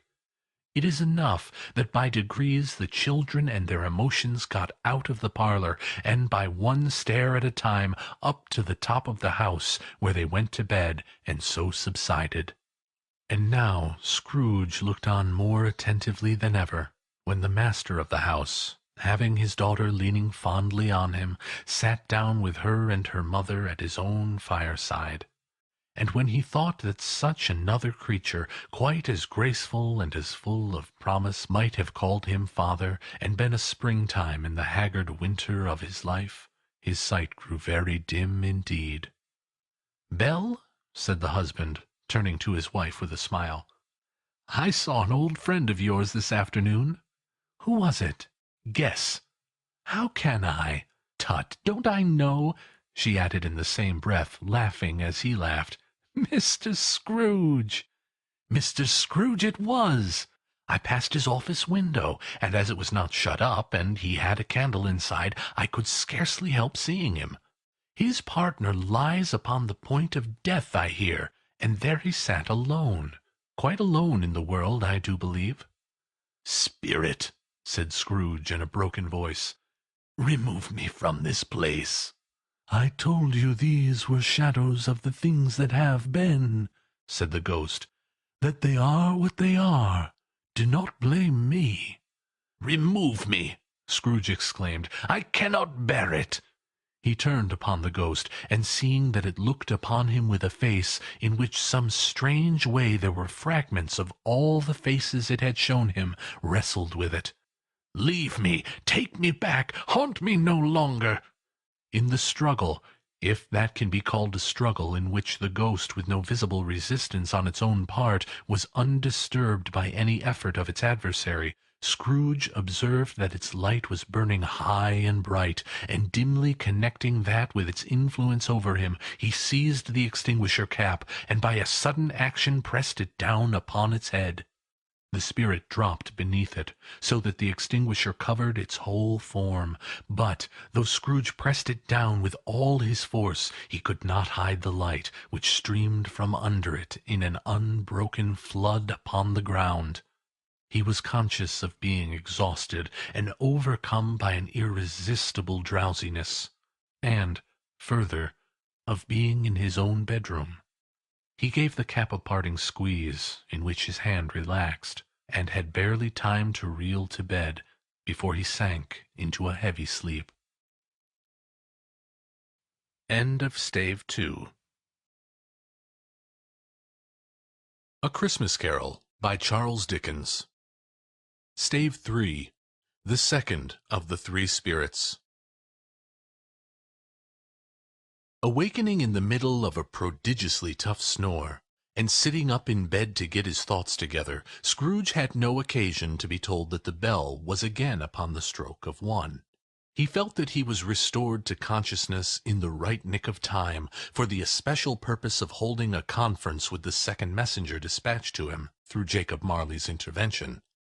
But finding that he turned uncomfortably cold when he began to wonder which of his curtains this new spectre would draw back, he put them every one aside with his own hands, and, lying down again, established a sharp lookout all round the bed.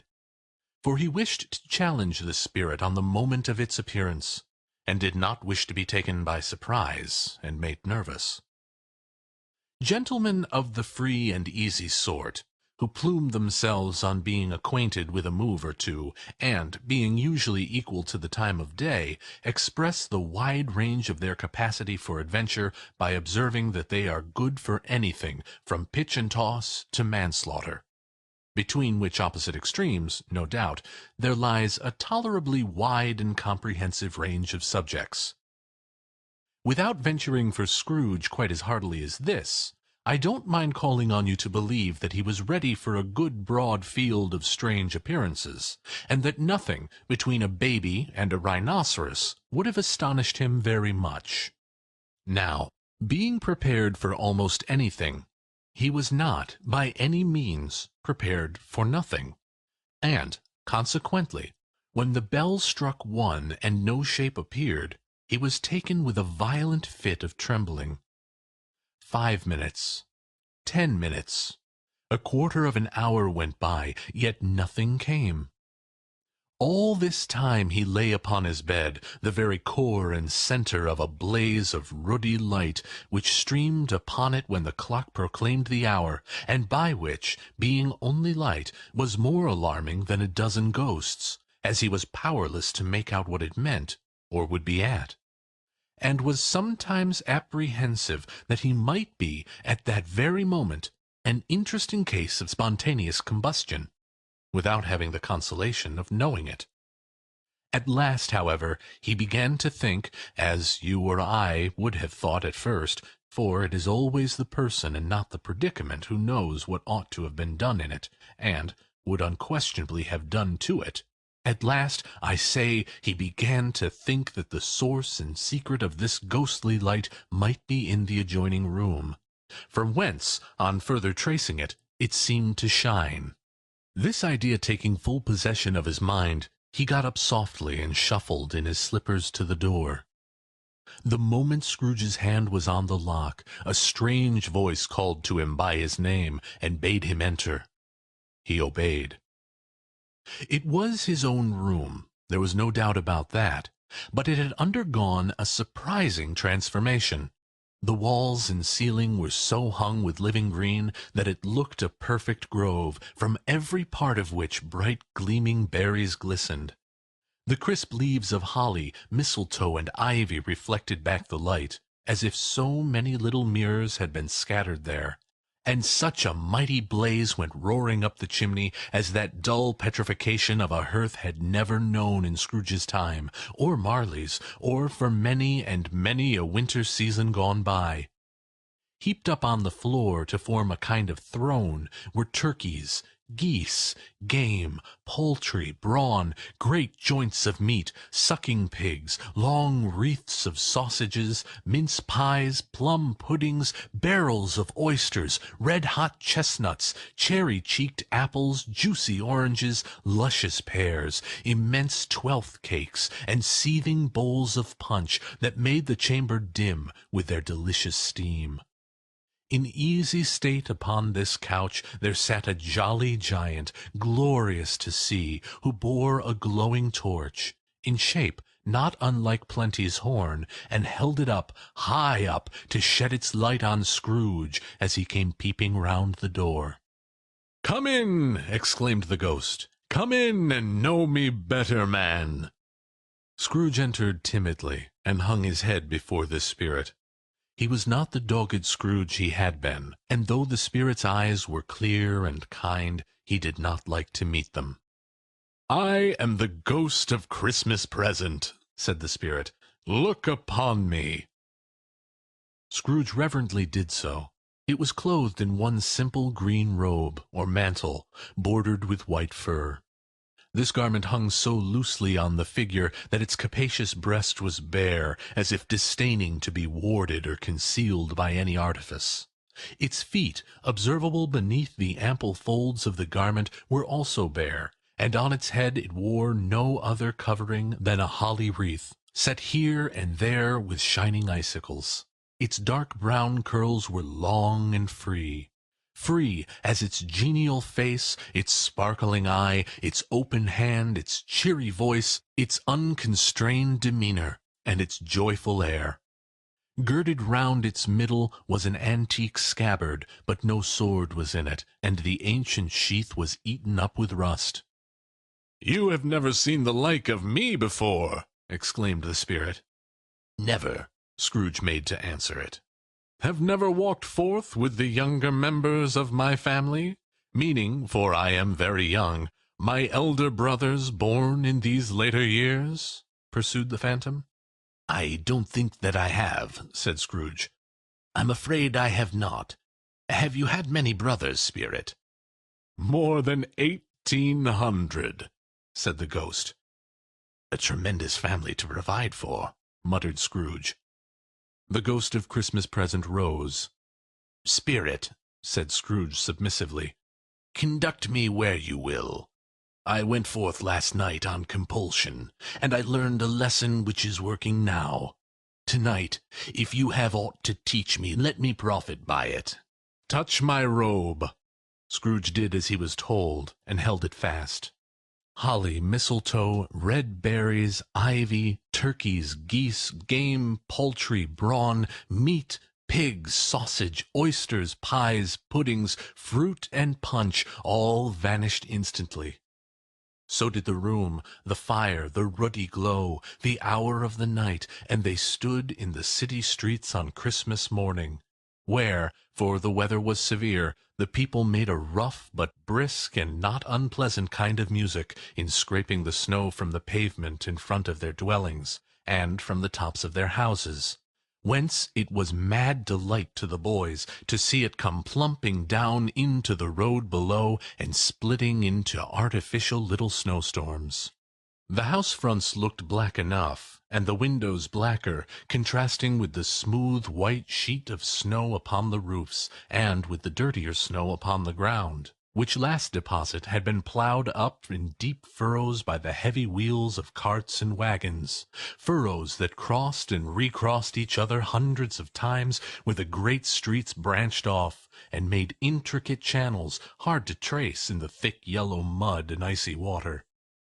The sky was gloomy, and the shortest streets were choked up with a dingy mist, half thawed, half frozen, whose heavier particles descended in a shower of sooty atoms, as if all the chimneys in Great Britain had, by one consent, caught fire and were blazing away to their dear hearts' content.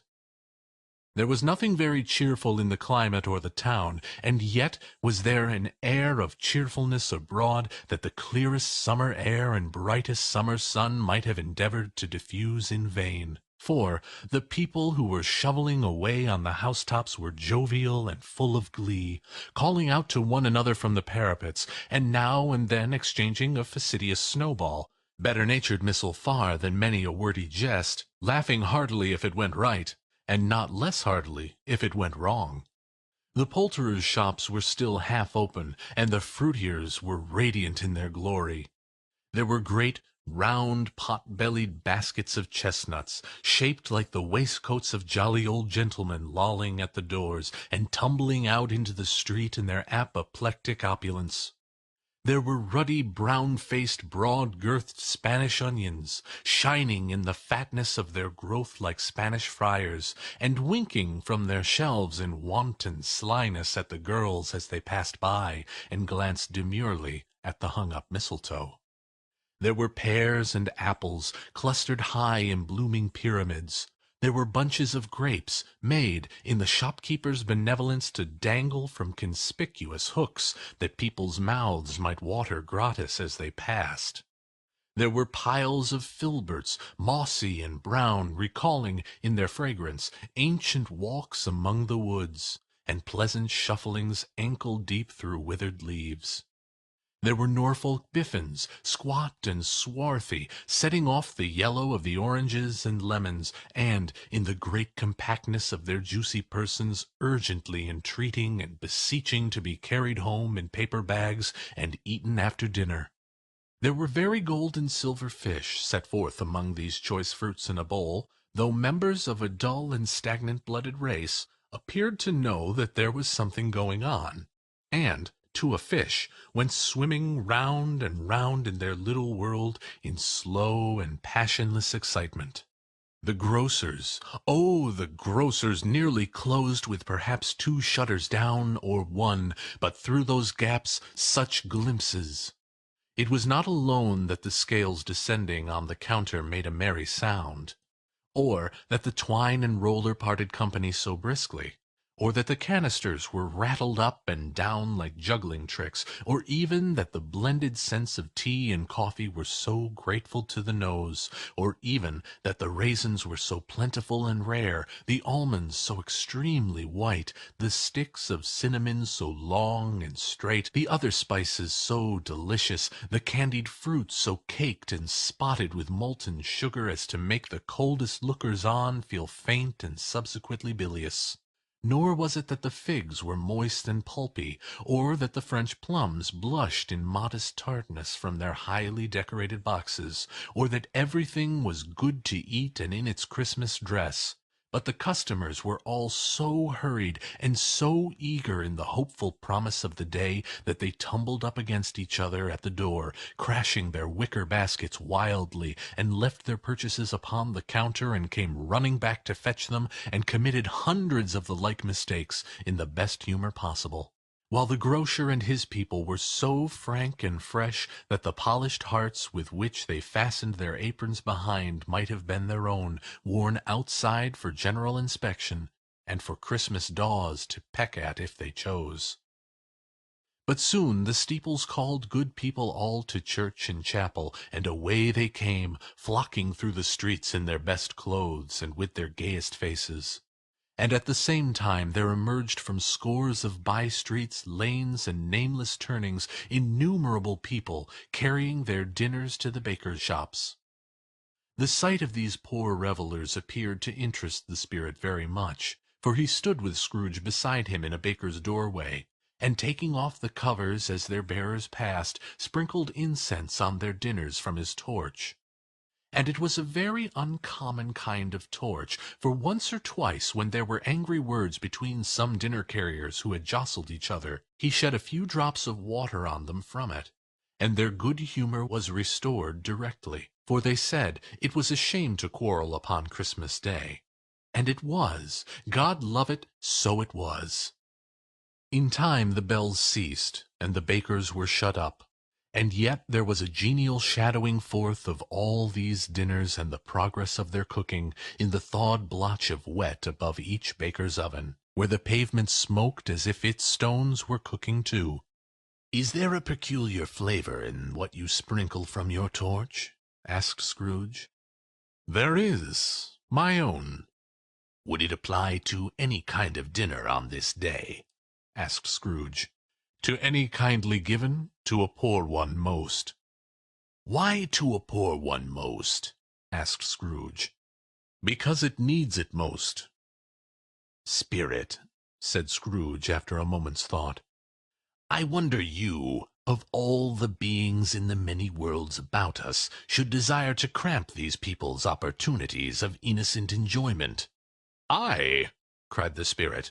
"You would deprive them of their means of dining every 7th day, often the only day on which they can be said to dine at all," said Scrooge. "Wouldn't you?" "I!" cried the Spirit. "You seek to close these places on the 7th day?" said Scrooge. "And it comes to the same thing." "I seek!" exclaimed the Spirit. "Forgive me if I am wrong. It has been done in your name, or at least in that of your family," said Scrooge. "There are some upon this earth of yours," returned the Spirit, "who lay claim to know us, and who do their deeds of passion, pride, ill will, hatred, envy, bigotry, and selfishness in our name, who are as strange to us and all our kith and kin as if they had never lived. Remember that, and charge their doings on themselves, not us." Scrooge promised that he would, and they went on, invisible, as they had been before, into the suburbs of the town. It was a remarkable quality of the ghost, which Scrooge had observed at the baker's, that notwithstanding his gigantic size, he could accommodate himself to any place with ease, and that he stood beneath a low roof quite as gracefully and like a supernatural creature as it was possible he could have done in any lofty hall. And perhaps it was the pleasure the good Spirit had in showing off this power of his, or else was his own kind, generous, hearty nature, and his sympathy with all poor men, that led him straight to Scrooge's clerks. For there he went, and took Scrooge with him, holding to his robe, and on the threshold of the door the Spirit smiled, and stopped to bless Bob Cratchit's dwelling with the sprinkling of his torch. Think of that! Bob had but 15 bob a week himself. He pocketed on Saturdays but 15 copies of his Christian name, and yet the ghost of Christmas present blessed his 4-roomed house. Then up rose Mrs. Cratchit, Cratchit's wife, dressed out but poorly in a twice-turned gown, but brave in ribbons, which are cheap and make a goodly show for 6d. And she laid the cloth, assisted by Belinda Cratchit, second of her daughters, also brave in ribbons, while Master Peter Cratchit plunged a fork into the saucepan of potatoes, and, getting the corners of his monstrous shirt-collar, Bob's private property, conferred upon his son and heir in honor of the day, into his mouth, rejoiced to find himself so gallantly attired, and yearned to show his linen in the fashionable parks. And now 2 smaller Cratchits, boy and girl, came tearing in, screaming that outside the baker's they had smelt the goose, and known it for their own, and basking in luxurious thoughts of sage and onion, these young Cratchits danced about the table, and exalted Master Peter Cratchit to the skies, while he, not proud, although his collars nearly choked him, blew the fire, until the slow potatoes, bubbling up, knocked loudly at the saucepan lid to be let out and peeled. "What has ever got your precious father, then?" said Miss Cratchit. "And your brother, Tiny Tim? And Martha weren't as late last Christmas by half an hour." "Here's Martha, mother," said a girl, appearing as she spoke. "Here's Martha, mother," cried the 2 young Cratchits. "Hurrah! There's such a goose, Martha!" "Why, bless your heart alive, my dear, how late you are!" said Mrs. Cratchit. kissing her a dozen times and taking off her shawl and bonnet for her with officious zeal. "We'd a great deal of work to finish up last night," replied the girl, "and had to clear away this morning, mother." "Well, never you mind so long as you are come," said Mrs. Cratchit. "Sit ye down before the fire, my dear, and have a warm. Lord bless ye!" "No, no, there's father coming!" cried the two young Cratchits, who were everywhere at once. "Hide, Martha, hide!" So Martha hid herself, and in came little Bob, the father, with at least 3 feet of comforter, exclusive of the fringe, hanging down before him, and his threadbare clothes darned up and brushed to look seasonable, and Tiny Tim upon his shoulder. Alas for Tiny Tim, for he bore a little crutch, and his limbs were supported by an iron frame. "Why, where's our Martha?" cried Bob Cratchit, looking around. "Not coming," said Mrs. Cratchit. "Not coming!" said Bob, with a sudden declension in his high spirits, for he had been Tim's blood horse all the way from church, and had come home rampant. "Not coming upon Christmas Day!" Martha didn't like to see him disappointed, if it were only in joke, so she came out prematurely from behind the closet and ran into his arms, while the two young Cratchits hustled Tiny Tim and bore him off into the wash-house, that he might hear the pudding singing in the copper. "And how did little Tim behave?" asked Mrs. Cratchit, when she had rallied Bob on his credulity, and Bob had hugged his daughter to his heart's content. "As good as gold," said Bob, "and better. Somehow he gets thoughtful, sitting by himself so much, and thinks the strangest things you ever heard. He told me, coming home, that he hoped the people saw him in the church, because he was a cripple, and it might be pleasant to them to remember upon Christmas Day, who made lame beggars walk, and blind men see." Bob's voice was tremulous when he told them this, and trembled more when he said that Tiny Tim was growing strong and hearty. His active little crutch was heard upon the floor, and back came Tiny Tim before another word was spoken, escorted by his brother and sister to his stool before the fire. And while Bob, turning up his cuffs, as if, poor fellow, they were capable of being made more shabby, compounded some hot mixture in a jug with gin and lemons, and stirred it round and round, and put it on the hob to simmer, Master Peter and the two ubiquitous young Cratchits went to fetch the goose, with which they soon returned in high procession.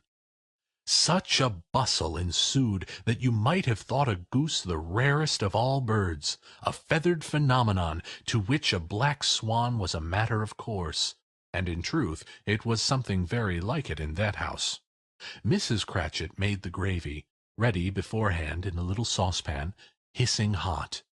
Master Peter mashed the potatoes with incredible vigor. Miss Belinda sweetened up the apple-sauce. Martha dusted the hot plates. Bob took Tiny Tim beside him in a tiny corner at the table. The two young Cratchits set chairs for everybody, not forgetting themselves, and mounting guard upon their posts, crammed spoons into their mouths, lest they should shriek for goose before their turn came to be helped. And last the dishes were set on, and grace was said. It was succeeded by a breathless pause, as Mrs. Cratchit, looking slowly all along the carving-knife, prepared to plunge it into the breast. But when she did, and when the long-expected gush of stuffing issued forth, one murmur of delight arose all around the board, and even Tiny Tim, excited by the two young Cratchits, beat on the table with the handle of his knife, and feebly cried, "Hurrah!" There never was such a goose. Bob said he didn't believe there ever was such a goose cooked. Its tenderness and flavor, size and cheapness, there were themes of universal admiration. Eked out by apple sauce and mashed potatoes, it was a sufficient dinner for the whole family indeed, as Mrs. Cratchit said with great delight, surveying one small atom of a bone upon the dish. They hadn't ate it all at last. Yet every one had had enough, and the youngest Cratchits in particular were steeped in sage and onion to the eyebrows. But now, the plates being changed by Miss Belinda, Mrs. Cratchit left the room alone, too nervous to bear witness, to take the pudding up and bring it in. Suppose it should not be done enough? Suppose it should break in turning out? Suppose somebody should have got over the wall of the backyard and stolen it, while they were merry with the goose, a supposition at which the two young Cratchits became livid. All sorts of horrors were supposed. Hullo! A great deal of steam! The pudding was out of the copper, a smell like a washing day. That was the cloth. A smell like an eating-house, and a pastry-cook's next door to each other, with a laundress's next door to that. That was the pudding. In half a minute Mrs. Cratchit entered, flushed but smiling proudly, with the pudding, like a speckled cannon-ball so hard and firm, blazing in half a quartern of ignited brandy, and bedight with Christmas holly stuck into the top. "Oh, a wonderful pudding!" Bob Cratchit said, and calmly, too, that he regarded it as the greatest success achieved by Mrs. Cratchit since their marriage. Mrs. Cratchit said that now the weight was off her mind, she would confess she had had her doubts about the quantity of flour. Everybody had something to say about it, but nobody said or thought it was at all a small pudding for a large family. It would have been flat heresy to do so. Any Cratchit would have blushed to hint at such a thing. At last the dinner was all done. The cloth was cleared, the hearth swept, and the fire made up. The compound in the jug being tasted and considered perfect, apples and oranges were put upon the table, and a shovelful of chestnuts on the fire. Then all the Cratchit family drew round the hearth, in what Bob Cratchit called a circle, meaning a half one, and at Bob Cratchit's elbow stood the family display of glass, 2 tumblers, and a custard cup without a handle. These held the hot stuff from the jug, however, as well as golden goblets would have done, and Bob served it out with beaming looks, while the chestnuts on the fire sputtered and cracked noisily. Then Bob proposed, "A Merry Christmas to us all, my dears. God bless us," which the family re-echoed. "God bless us, every one," said Tiny Tim, the last of all. He sat very close to his father's side upon his little stool. Bob held his withered little hand in his, as if he loved the child and wished to keep him by his side, and dreaded that he might be taken from him. "Spirit," said Scrooge, with an interest he had never felt before, "tell me if Tiny Tim will live." "I see a vacant seat," replied the ghost, "in the poor chimney corner, and a crutch without an owner, carefully preserved. If these shadows remain unaltered by the future, the child will die." "No, no," said Scrooge. "Oh, no, kind spirit, say he will be spared." "If these shadows remain unaltered by the future, none other of my race," returned the ghost, "will find him here." "What then? If he be like to die, he had better do it, and decrease the surplus population." Scrooge hung his head to hear his own words quoted by the spirit, and was overcome with penitence and grief. "Man," said the ghost, "if man you be in heart, not adamant, forbear that wicked cant until you have discovered what the surplus is, and where it is. Will you decide what men shall live, what men shall die? It may be that in the sight of heaven you are more worthless and less fit to live than millions like this poor man's child. Good God, to hear the insect on the leaf pronouncing on too much life among his hungry brothers in the dust." Scrooge bent before the ghost's rebuke, and trembling cast his eyes upon the ground. But he raised them speedily on hearing his own name. "Mr. Scrooge," said Bob, "I'll give ye Mr. Scrooge, the founder of the feast." "The founder of the feast, indeed!" cried Mrs. Cratchit, reddening. "I wish I had him here. I'd give him a piece of my mind to feast upon, and I hope he'd have a good appetite for it." "My dear," said Bob, "the children! Christmas Day!" "It should be Christmas Day, I am sure," she said, "on which one drinks the health of such an odious, stingy, hard, unfeeling man as Mr. Scrooge. You know he is, Robert. Nobody knows it better than you do, poor fellow." "My dear," was Bob's mild answer, Christmas Day." "I'll drink his health for your sake and for the day's," said Mrs. Cratchit, "not for his. Long life to him, a Merry Christmas and a Happy New Year. He'll be very merry and very happy, I have no doubt." The children drank the toast after her. It was the first of their proceedings which had no heartiness. Tiny Tim drank it last of all, but he didn't care twopence for it. Scrooge was the ogre of the family. The mention of his name cast a dark shadow on the party, which was not dispelled for a full 5 minutes. After it had passed, they were 10 times merrier than before, from the mere relief of Scrooge the Baleful being done with. Bob Cratchit told them how he had a solution in his eye for Master Peter, which would bring in, if obtained, full 5 and 6 pence weekly. The 2 young Cratchits laughed tremendously at the idea of Peter's being a man of business, and Peter himself looked thoughtfully at the fire from between his collars, as if he were deliberating what particular investments he should favor when he came into the receipt of that bewildering income. Martha, who was a poor apprentice at a milliner's, then told them what kind of work she had to do, and how many hours she worked at a stretch, and how she meant to lie abed tomorrow morning for a good long rest, tomorrow being a holiday she passed at home.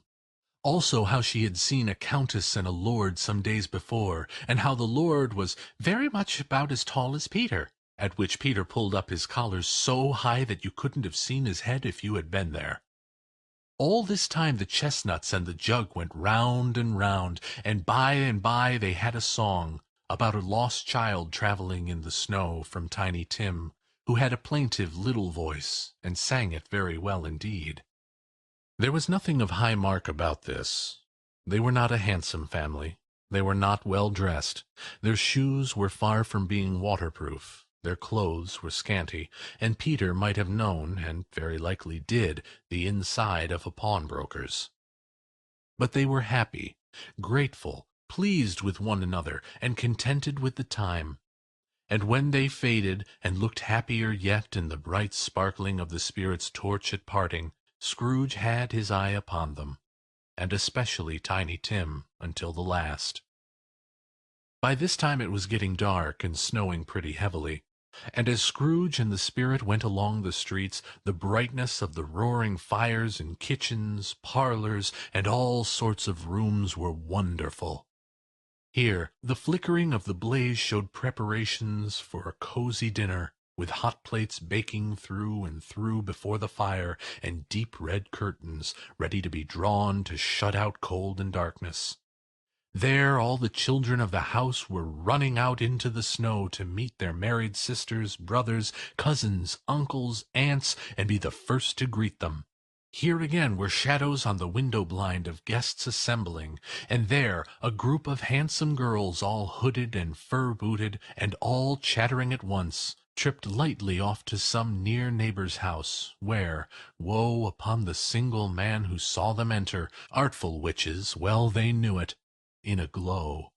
But if you had judged from the numbers of people on their way to friendly gatherings, you might have thought that no one was at home to give them welcome when they got there, instead of every house expecting company, and piling up its fires half-chimney high. Blessings on it, how the ghost exulted! How it bared its breadth of breast, and opened its capacious palm, and floated on, outpouring with a generous hand its bright and harmless mirth on everything within reach.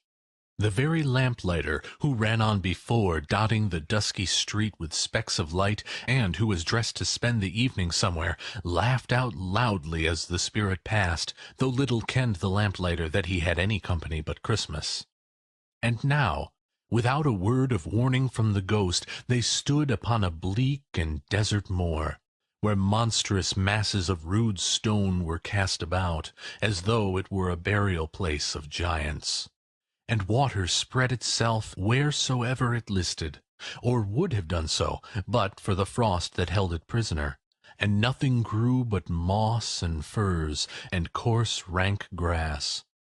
Down in the west the setting sun had left a streak of fiery red, which glared upon the desolation for an instant like a sullen eye, and frowning lower, lower, lower yet, was lost in the thick gloom of darkest night. "What is this place?" asked Scrooge. "A place where miners live, who labor in the bowels of the earth," returned the spirit. "But they know me. See!" A light shone from the window of a hut, and swiftly they advanced toward it. Passing through the wall of mud and stone, they found a cheerful company assembled round a glowing fire. An old, old man and woman, with their children and their children's children, and another generation beyond that, all decked out gaily in their holiday attire. The old man, in a voice that seldom rose above the howling of the wind upon the barren waste, was singing them a Christmas song. It had been a very old song when he was a boy, and from time to time they all joined in the chorus. So surely as they raised their voices, the old man got quite blithe and loud, and so surely as they stopped, his vigor sank again. The spirit did not tarry here, but bade Scrooge hold his robe, and passing on above the moor, sped whither? Not to see. To see. To Scrooge's horror, looking back, he saw the last of the land, a frightful range of rocks behind them. And his ears were deafened by the thundering of water as it rolled and roared, and raged among the dreadful caverns it had worn, and fiercely tried to undermine the earth. Built upon a dismal reef of sunken rocks, some league or so from shore, on which the waters chafed and dashed the wild year through, there stood a solitary lighthouse. Great heaps of seaweed clung to its base, and storm-birds, born of the wind one might suppose, as seaweed of the water, rose and fell about it, like the waves they skimmed. But even here, two men who watched the light had made a fire, that through the loophole in the thick stone wall shed out a ray of brightness on the awful sea. Joining their horny hands over the rough table at which they sat, they wished each other Merry Christmas in their can of grog. And one of them, the elder, too, with his face all damaged and scarred with hard weather, as the figurehead of an old ship might be, struck up a sturdy song that was like a gale in itself. Again the ghost sped on, above the black and heaving sea, on and on, until, being far away, as he told Scrooge, from any shore, they lighted on a ship. They stood beside the helmsman at the wheel, the lookout in the bow, the officers who had the watch. Dark, ghostly figures in their several stations, but every man among them hummed a Christmas tune, or had a Christmas thought, or spoke below his breath to his companion of some bygone Christmas day, with homeward hopes belonging to it. And every man on board, waking or sleeping, good or bad, had had a kinder word for another on that day than on any day in the year, and had shared to some extent in its festivities, and had remembered those he cared for at a distance, and had known that they delighted to remember him. It was a great surprise to Scrooge, while listening to the moaning of the wind, and thinking what a solemn thing it was to move on through the lonely darkness over an unknown abyss, whose depths were secrets as profound as death. It was a great surprise to Scrooge, while thus engaged, to hear a hearty laugh. It was a much greater surprise to Scrooge to recognize it as his own nephew's, and to find himself in a bright, dry, gleaming room, with the spirit standing smiling by his side, and looking at that same nephew with approving affability. "Ha, ha!" laughed Scrooge's nephew. "Ha, ha, ha!" If you should happen, by any unlikely chance, to know a man more blessed in a laugh than Scrooge's nephew, all I can say is, I should like to know him too. Introduce him to me, and I'll cultivate his acquaintance. It is a fair, even-handed, noble adjustment of things, that while there is infection and disease and sorrow, there is nothing in the world so irresistibly contagious as laughter and good humor. When Scrooge's nephew laughed in this way, holding his sides, rolling his head, and twisting his face into the most extravagant contortions. Scrooge's niece, by marriage, laughed as heartily as he, and their assembled friends, being not a bit behindhand, roared out lustfully, "Ha ha! Ha ha ha ha! He said that Christmas was a humbug, as I live!" cried Scrooge's nephew. "He believed it, too." "More shame for him, Fred," said Scrooge's niece indignantly. "Bless those women, they never do anything by halves. They are always in earnest." She was very pretty, exceedingly pretty, with a dimpled, surprised-looking capital face, a ripe little mouth that seemed made to be kissed, and no doubt it was. All kinds of good little dots about her chin that melted into one another when she laughed, and the sunniest pair of eyes you ever saw in any little creature's head. Altogether she was what you would have called provoking, you know, but satisfactory, too. Oh, perfectly satisfactory. "He's a comical old fellow," said Scrooge's nephew.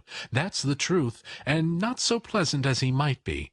However, his offences carry their own punishment, and I have nothing to say against him." "I'm sure he's very rich, Fred," hinted Scrooge's niece. "At least, you always tell me so." "What of that, my dear?" said Scrooge's nephew. "His wealth is of no use to him. He don't do any good with it. He don't make himself comfortable with it. He hasn't the satisfaction of thinking that he is ever going to benefit us with it." "I have no patience with him," observed Scrooge's niece. Scrooge's niece's sisters, and all the other ladies, expressed the same opinion. "Oh, I have," said Scrooge's nephew. "I am sorry for him. I couldn't be angry with him if I tried. Who suffers by his ill whims? Himself, always. Here, he takes it into his head to dislike us, and he won't come and dine with us. What's the consequence? He don't lose much of a dinner." "Indeed, I think he loses a very good dinner," interrupted Scrooge's niece. Everybody else said the same, and they must be allowed to have been competent judges, because they had just had dinner, and, with the dessert upon the table, were clustered round the fire by lamplight. "Well, I'm very glad to hear it," said Scrooge's nephew, "because I haven't great faith in these young housekeepers. What do you say, Topper?" Topper had clearly got his eye upon one of Scrooge's niece's sisters, for he answered that a bachelor was a wretched outcast who had no right to express an opinion on the subject. Whereat Scrooge's niece's sister, the plump one with the lace tucker, not the one with the roses, blushed. "Do go on, Fred," said Scrooge's niece, clapping her hands. "He never finishes what he begins to say. He is such a ridiculous fellow." Scrooge's nephew revelled in another laugh, and, as it was impossible to keep the infection off, though the plump sister tried hard to do it with aromatic vigor, his example was unanimously followed. "I was only going to say," said Scrooge's nephew, "that the consequence of his taking a dislike to us, and not making merry with us, is, as I think, that he loses some pleasant moments, which could do him no harm. I am sure he loses pleasanter companions than he can find in his own thoughts, either in his mouldy old office or his dusty chambers. I mean to give him the same chance every year, whether he likes it or not, for I pity him. He may rail at Christmas till he dies, but he can't help thinking better of it. I defy him, if he finds me going there in good temper year after year, and saying, 'Uncle Scrooge, how are you?' If it only puts him in the vein to leave his poor clerk £50, that's something, and I think I shook him yesterday." It was their turn to laugh now at the notion of his shaking Scrooge. But, being thoroughly good-natured and not much caring what they laughed at, so that they laughed at any rate, he encouraged them in their merriment, and passed the bottle joyously. For they were a musical family, and knew what they were about when they sung a glee or catch, I can assure you. Especially Topper, who could growl away in the bass like a good one, and never swell the large veins in his forehead, or get red in the face over it. Scrooge's niece played well upon the harp, and played among other tunes a simple little air, a mere nothing, you might learn to whistle it in 2 minutes, which had been familiar to the child who fetched Scrooge from the boarding-house, as he had been reminded by the ghost of Christmas past. When this strain of music sounded, all the things that ghost had shown him came up in his mind. He softened more and more, and thought that if he could have listened to it often years ago, he might have cultivated the kindness of life for his own happiness with his own hands, without resorting to the sexton's spade that buried Jacob Marley. But they didn't devote the whole evening to music. After a while they played at forfeits, for it is good to be children sometimes, and never better than at Christmas, when its mighty founder was a child himself. Stop. There was first a game at Blind Man's Bluff. Of course there was. And I no more believe Topper was really blind than I believe he had eyes in his boots. My opinion is that it was a done thing between him and Scrooge's nephew, and that the ghost of Christmas Present knew it. The way he went after that plump sister in the lace tucker was an outrage on the credulity of human nature. Knocking down the fire-irons, tumbling over the chairs, bumping against the piano, smothering himself among the curtains. Wherever she went, there went he. He always knew where the plump sister was. He couldn't catch anybody else. If you had fallen against him, and some did, on purpose, he would have made a feint of endeavoring to seize you, which would have been an affront to your understanding, and would instantly have sidled off in the direction of the plump sister. She often cried out that it wasn't fair, and it really was not. But when at last he caught her, when, in spite of all her silken rustlings and her rapid flutterings past him, he got her into a corner whence there was no escape, then his conduct was the most execrable. For his pretending not to know her, his pretending that it was necessary to touch her head-dress, and further, to assure himself of her identity by pressing a certain ring upon her finger, and a certain chain about her neck, was vile, monstrous. No doubt she told him her opinion of it, when, another blind man being in office, they were so very confidential together behind the curtains. Scrooge's niece was not one of the Blind Man's Bluff party, but was made comfortable with a large chair and a footstool in a snug corner, where the ghost and Scrooge were close behind her. But she joined in the forfeits, and loved her love to admiration with all the letters of the alphabet. Likewise, at the game of how, when, and where, she was very great, and to the secret joy of Scrooge's nephew, beat her sisters hollow. Though they were sharp girls, too, as Topper could have told you. There might have been 20 people there, young and old, but they all played.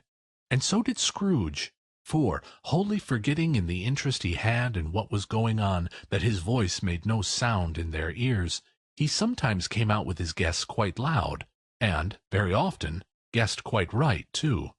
For the sharpest needle, best Whitechapel warranted not to cut in the eye, was not sharper than Scrooge, blunt as he took it in his head to be. The ghost was greatly pleased to find him in this mood, and looked upon him with such favour that he begged like a boy to be allowed to stay until the guests departed.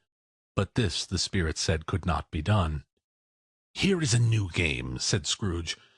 "1/2 hour, spirit, only one." It was a game called Yes and No, where Scrooge's nephew had to think of something, and the rest must find out what. He only answering to their questions yes or no, as the case was. The brisk fire of questioning to which he was exposed elicited from him that he was thinking of an animal, a live animal, a rather disagreeable animal, a savage animal, an animal that growled and grunted sometimes, and talked sometimes, and lived in London, and walked about the streets, and wasn't made a show of, and wasn't led by anybody, and didn't live in a menagerie, and was never killed in a market, and was not a horse, or an ass, or a cow, or a bull, or a tiger, or a dog, or a pig, or a cat, or a bear. At every fresh question that was put to him, this nephew burst into a fresh roar of laughter, and was so inexpressibly tickled that he was obliged to get up off the sofa and stamp. At last the plump sister, falling into a similar state, cried out, "I have found it! I know what it is, Fred! I know what it is!" "What is it?" cried Fred. "It's your Uncle Scrooge!" Which it certainly was. Admiration was the universal sentiment, though some objected that the reply to "Is it a bear?" ought to have been "Yes," inasmuch as an answer in the negative was sufficient to have diverted their thoughts from Mr. Scrooge, supposing they had ever had any tendency that way. "He has given us plenty of merriment, I am sure," said Fred, "and it would be ungrateful not to drink his health. Here is a glass of mulled wine ready to our hand at the moment, and I say, Uncle Scrooge." "Well, Uncle Scrooge," they cried, "a Merry Christmas and a Happy New Year to the old man, wherever he is," said Scrooge's nephew. "He wouldn't take it from me, but may he have it nevertheless. Uncle Scrooge!" Uncle Scrooge had imperceptibly become so gay and light of heart that he would have pledged the unconscious company in return, and thanked them in an inaudible speech, if the ghost had given him the time. But the whole scene passed off in the breath of the last words spoken by his nephew, and he and the spirit were again upon their travels. Much they saw, and far they went, and many homes they visited, but always with a happy end. The spirit stood beside sick beds, and they were cheerful; on foreign lands, and they were close at home; by struggling men, and they were patient in their greater hope; by poverty, and it was rich; in an almshouse, hospital, and jail, in misery's every refuge, where vain man in his little brief authority had not made fast the door and barred the spirit out, he left his blessing, and taught Scrooge his precepts. It was a long night, if it were only a night, but Scrooge had his doubts of this, because the Christmas holidays appeared to be condensed into the space of time they passed together. It was strange, too, that while Scrooge remained unaltered in his outward form, the ghost grew older, clearly older. Scrooge had observed the change, but never spoke of it, until they left a children's Twelfth Night party, when, looking at the spirit as they stood in an open place, he noticed that its hair was gray. "Are spirits' lives so short?" asked Scrooge. "My life upon this globe is very brief," replied the ghost. "It ends to-night." "To-night?" cried Scrooge. "To-night at midnight. Hark! The time is drawing near." The chimes were ringing the 11:75 at that moment. "Forgive me if I am not justified in what I ask," said Scrooge, looking intently at the spirit's robe, "but I see something strange, and not belonging to yourself, protruding from your skirts. Is it a foot or a claw?" "It might be a claw, for the flesh there is upon it," was the spirit's sorrowful reply. "Look here." From the foldings of its robe it brought 2 children, wretched, abject, frightful, hideous, miserable. They knelt down at its feet, and clung upon the outside of its garment. "Oh, man, look here! Look down here!" exclaimed the ghost. They were a boy and girl, yellow, meagre, ragged, scowling, wolfish, but prostrate, too, in their humility. Where graceful youth should have filled their features out, and touched them with its freshest tints, a stale and shriveled hand, like that of age, had pinched and twisted them, and pulled them into shreds. Where angels might have sat enthroned, devils lurked, and glared out menacingly. No change, no degradation, no perversion of humanity in any grade through all the mysteries of wonderful creation has monsters half so horrible and dread. Scrooge stared back, appalled. Having them shown to him in this way, he tried to say they were fine children, but the words choked themselves, rather than be parties to a lie of such enormous magnitude. "Spirit, are they yours?" Scrooge could say no more. "They are man's," said the spirit, looking down upon them. "And they cling to me, appealing from their fathers. This boy is ignorance. This girl is Want. Beware them both, and all their degree. But most of all beware this boy, for on his brow I see that written which is doom, unless the writing be erased. Deny it, cried the spirit, stretching out his hand towards the city. Slander those who tell it ye, admit it for your own fascist purposes, and make it worse, and bide the end. Have they no refuge or resource? Cried Scrooge. Are there no prisons? Said the spirit, turning on him for the last time with his own words. Are there no workhouses? The bell struck 12. Scrooge looked about him for the ghost, and saw it not. As the last stroke ceased to vibrate, he remembered the prediction of old Jacob Marley, and, lifting up his eyes, beheld a solemn phantom, draped and hooded, coming like a mist along the ground towards him. End of Stave 3. A Christmas Carol by Charles Dickens. Stave 4. The Last of the Spirits. The phantom slowly, gravely, silently approached. When it came near him, Scrooge bent down upon his knee, for in the very air through which this spirit moved it seemed to scatter gloom and mystery. It was shrouded in a deep black garment which concealed its head, its face, its form, and left nothing of it visible save one outstretched hand. But for this it would have been difficult to detach its figure from the night, and separate it from the darkness by which it was surrounded. He felt that it was tall and stately when it came beside him, and that its mysterious presence filled him with a solemn dread. He knew no more, for the spirit neither spoke nor moved. "I am in the presence of the ghost of Christmas yet to come," said Scrooge. The spirit answered not, but pointed onward with its hand. "You are about to show me shadows of the things that have not happened, but will happen in the time before us," Scrooge pursued. "Is that so, spirit?" The upper portion of the garment was contracted for an instant in its folds, as if the spirit had inclined its head. That was the only answer he received. Although well used to ghostly company by this time, Scrooge feared the silent shape so much that his legs trembled beneath him, and he found that he could hardly stand when he prepared to follow it. The spirit paused a moment, as observing his condition, and giving him time to recover. But Scrooge was all the worse for this.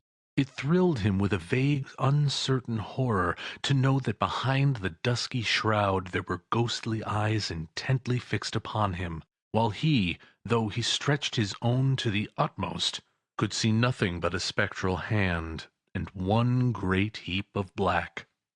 "Ghost of the future," he exclaimed, "I fear you more than any spectre I have seen. But as I know your purpose is to do me good, and as I hope to live to be another man from what I was, I am prepared to bear your company, and do it with a thankful heart. Will you not speak to me?" It gave him no reply. The hand was pointed straight before them. "Lead on," said Scrooge, "lead on. The night is waning fast, and it is precious time to me, I know. Lead on, spirit." The phantom moved away as it had come towards him. Scrooge followed in the shadow of its dress, which bore him up, he thought, and carried him along. They scarcely seemed to enter the city, for the city rather seemed to spring up about them, and encompass them of its own act. But there they were, in the heart of it, on 'Change, amongst the merchants, who hurried up and down, and chinked the money in their pockets, and conversed in groups, and looked at their watches, and trifled thoughtfully with their great gold seals, and so forth, as Scrooge had seen them often. The spirit stopped beside one little knot of businessmen. Observing that the hand was pointed to them, Scrooge advanced to listen to their talk. "No," said a great fat man with a monstrous chin, "I don't know much about it either way. I only know he's dead." "When did he die?" inquired another. "Last night, I believe." "Why, what was the matter with him?" asked a third, taking a vast quantity of snuff out of a very large snuff-box. "I thought he'd never die." "God knows," said the first, with a yawn. "What has he done with his money?" asked a red-faced gentleman with a pendulous excrescence on the end of his nose that shook like the gills of a turkey-cock. "I haven't heard," said the man with the large chin, yawning again. "Left it to his company, perhaps. He hasn't left it to me. That's all I know." This pleasantry was received with a general laugh. "It's likely to be a very cheap funeral," said the same speaker, "for upon my life I don't know of anybody to go to it. Suppose we make up a party and volunteer." "I don't mind going if a lunch is provided," observed the gentleman with the excrescence on his nose. "But I must be fed if I make one." Another laugh. "Well, I am the most disinterested among you, after all," said the first speaker, "for I never wear black gloves, and I never eat lunch. But I'll offer to go if anyone else will. When I come to think of it, I'm not at all sure that I wasn't his most particular friend, for we used to stop and speak whenever we met. Bye-bye." Speakers and listeners strolled away, and mixed with other groups. Scrooge knew the men, and looked towards the spirit for an explanation. The phantom glided on into a street. Its finger pointed at two persons meeting. Scrooge listened again, thinking that the explanation might lie here. He knew these men also, perfectly.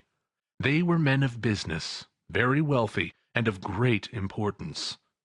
He had made a point always of standing well in their esteem, in a business point of view, that is, strictly in a business point of view. "How are you?" said one. "How are you?" returned the other. "Well," said the first. "Old Scratch got his own at last, eh?" "So I am told," returned the second. "Cold, isn't it? Seasonable for Christmas time? You're not a skater, I suppose?" "No, no. Something else to think of. Good morning." Not another word. That was their meeting, their conversation, and their parting. Scrooge was at first inclined to be surprised that the spirit should attach importance to conversations apparently so trivial. But feeling assured that they must have some hidden purpose, he set himself to consider what it was likely to be. They could scarcely be supposed to have any bearing on the death of Jacob, his old partner, for that was past, and this ghost province was the future. Nor could he think of any one immediately connected with himself, to whom he could apply them. But nothing doubting that, to whomever they applied, they had some latent moral for his own improvement. He resolved to treasure up every word he heard, and everything he saw, and especially to observe the shadow of himself when it appeared. For he had an expectation that the conduct of his future self would give him the clue he missed, and would render the solution of these riddles easy. He looked about in that very place for his own image. But another man stood in his accustomed corner, and though the clock pointed to his usual time of day for being there, he saw no likeness of himself among the multitudes that poured in through the porch. It gave him little surprise, however, for he had been revolving in his mind a change of life, and thought and hoped he saw his newborn resolutions carried out in this. Quiet and dark, beside him stood the phantom, with its outstretched hand. When he roused himself from his thoughtful quest, he fancied from the turn of the hand and its situation in reference to himself that the unseen eyes were looking at him keenly. It made him shudder, and feel very cold. They left the busy scene, and went into an obscure part of town, where Scrooge had never penetrated before, although he recognized its situation and its bad repute. The ways were foul and narrow, the shops and houses wretched, the people half-naked, drunken, slipshod, ugly. Alleys and archways, like so many cesspools, disgorged their offences of smell and dirt and life upon the straggling streets, and the whole quarter reeked with crime, with filth, with misery. Far in this den of infamous resort there was a low-browed, beetling shop below a penthouse roof, where iron, old rags, bottles, bones, and greasy offal were bought. Upon the floor within were piled up heaps of rusty keys, nails, chains, hinges, files, scales, weights, and refuse iron of all kinds. Secrets that few would like to scrutinize were bred and hidden in mountains of unseemly rags, masses of corrupted fat, and sepulchres of bones. Sitting in among the wares he dealt in, by a charcoal stove made of old bricks, was a grey-haired rascal, nearly 70 years of age, who had screened himself from the cold air without by a frosty curtaining of miscellaneous tatters hung upon a line, and smoked his pipe in all the luxury of calm retirement. Scrooge and the Phantom came into the presence of this man, just as a woman with a heavy bundle slunk into the shop.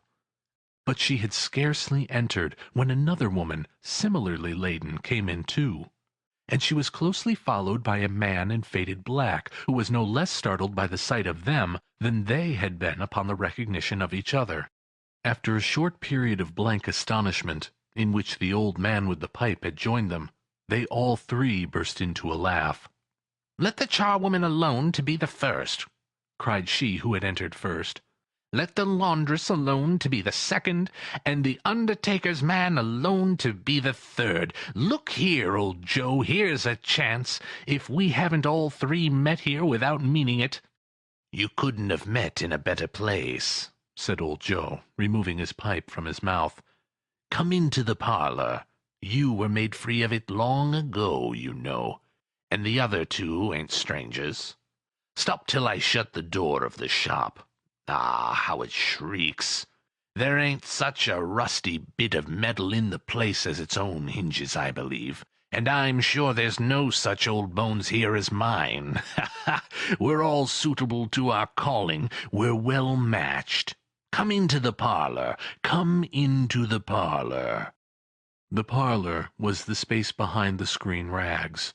The old man raked the fire together with an old stair-rod, and having trimmed his smoky lamp, for it was night, with the stem of his pipe, put it in his mouth again.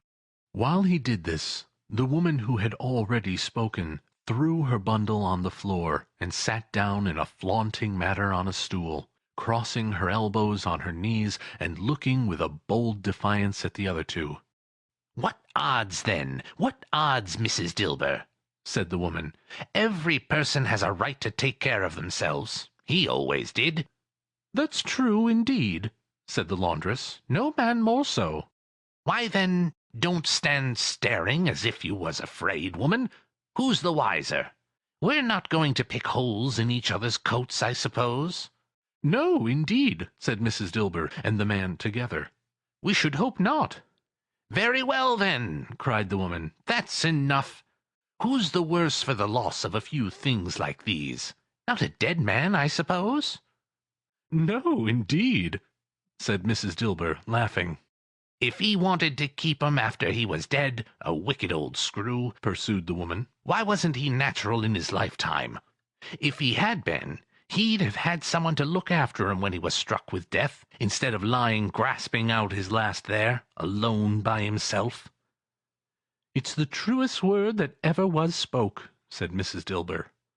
"It's a judgment on him." "I wish it was a little heavier judgment," replied the woman, "and it should have been, you may depend upon it. If I could have laid my hands on anything else. Open that bundle, old Joe, and let me know the value of it. Speak out plain. I'm not afraid to be the first, nor afraid for them to see it. We know pretty well that we were helping ourselves before we met here, I believe. It's no sin. Open the bundle, Joe." But the gallantry of her friends would not allow of this, and the man in faded black, mounting the breach first, produced his plunder. It was not extensive. A seal or two, a pencil case, a pair of sleeve buttons, and a brooch of no great value, were all. They were severely examined and appraised by old Joe, who chalked the sums he was disposed to give for each upon the wall, and added them up into a total when he found there was nothing more to come. "That's your account," said Joe, "and I wouldn't give another sixpence if I was to be boiled for not doing it. Who's next?" Mrs. Dilber was next. Sheets and towels, a little wearing apparel, 2 old-fashioned silver teaspoons, a pair of sugar tongs, and a few boots. Her account was stated on the wall in the same manner. I always give too much to ladies. It's a weakness of mine, and that's the way I ruin myself," said old Joe. "That's your account. If you asked me for another penny and made it an open question, I'd repent for being so liberal and knock off half a crown." "And now undo my bundle, Joe," said the first woman. Joe went down on his knees for the greater convenience of opening it, and having unfastened a great many knots, dragged out a large and heavy roll of some dark stuff. "What do you call this?" said Joe. "Bed curtains?" "Ah!" returned the woman, laughing and leaning forward on her crossed arms. "Bed curtains! You don't mean to say you took 'em down, rings and all, with him lying there?" said Joe. "Yes, I do," replied the woman. "Why not?"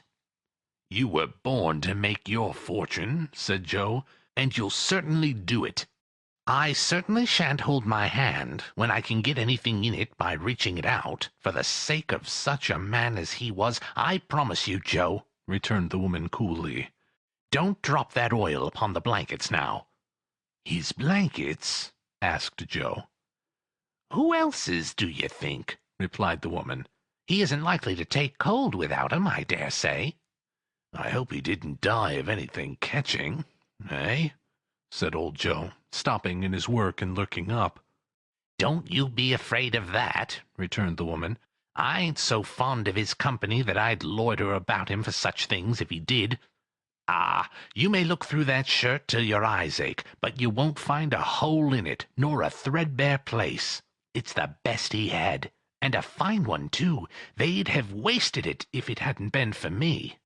"What do you call wasting it?" asked old Joe. "Putting it on him to be buried in, to be sure," replied the woman with a laugh. "Somebody was fool enough to do it, but I took it off again. If calico ain't good enough for such a purpose, it isn't good enough for anything. It's quite as becoming to the body. He can't look uglier than he did in that one." Scrooge listened to this dialogue in horror, as they sat grouped about their spoil in the scanty light afforded by the old man's lamp. He viewed them with a detestation and disgust which could hardly have been greater, though they had been obscene demons marketing the corpse itself. "Ha, ha!" laughed the same woman, when old Joe, producing a flannel bag with money in it, told out their several gains upon the ground. "This is the end of it, you see. He frightened everyone away from him when he was alive, to profit us when he was dead. Ha, ha, ha!" "Spirit!" said Scrooge, shuddering from head to toe. "I see, I see. The case of this unhappy man might be my own. My life tends that way now. Merciful Heaven, what is this?" He recoiled in terror, for the scene had changed, and now he almost touched a bed, a bare, uncurtained bed, on which, beneath a ragged sheet, there lay something covered up, which, though it was dumb, announced itself in awful language. The room was very dark. Too dark to be observed with any accuracy, though Scrooge glanced round it in obedience to a secret impulse, anxious to know what kind of room it was. A pale light, rising in the outer air, fell straight upon the bed, and on it, plundered and bereft, unwatched, unwept, uncared for, was the body of this man. Scrooge glanced towards the phantom. Its steady hand was pointed to the head. The cover was so carelessly adjusted that the slightest raising of it, the motion of a finger upon Scrooge's part, would have disclosed the face. He thought of it, felt how easy it would be to do, and longed to do it, but had no more power to withdraw the veil than to dismiss the spectre at his side. "O cold, cold, rigid, dreadful death! Set up thine altar here, and dress it with such terrors as thou hast at thy command, for this is thy dominion.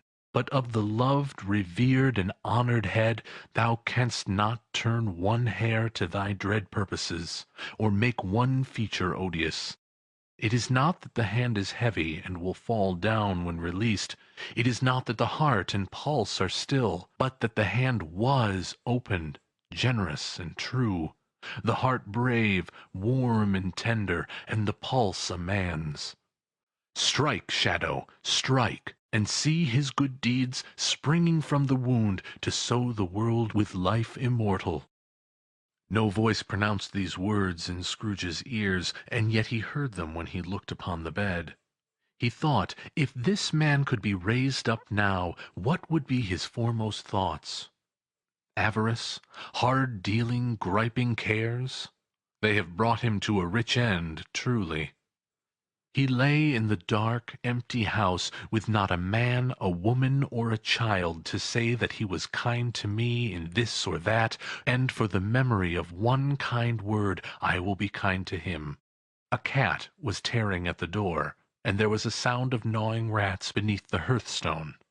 What they wanted in the room of death, and why they were so restless and disturbed, Scrooge did not dare think. "Spirit," he said, "this is a fearful place. In leaving it, I shall not leave its lesson, trust me. Let us go." Still the ghost pointed with an unmoved finger to the head. "I understand you, Spirit," Scrooge returned, "and I would do it if I could, but I have not the power, Spirit. I have not the power." Again it seemed to look upon him.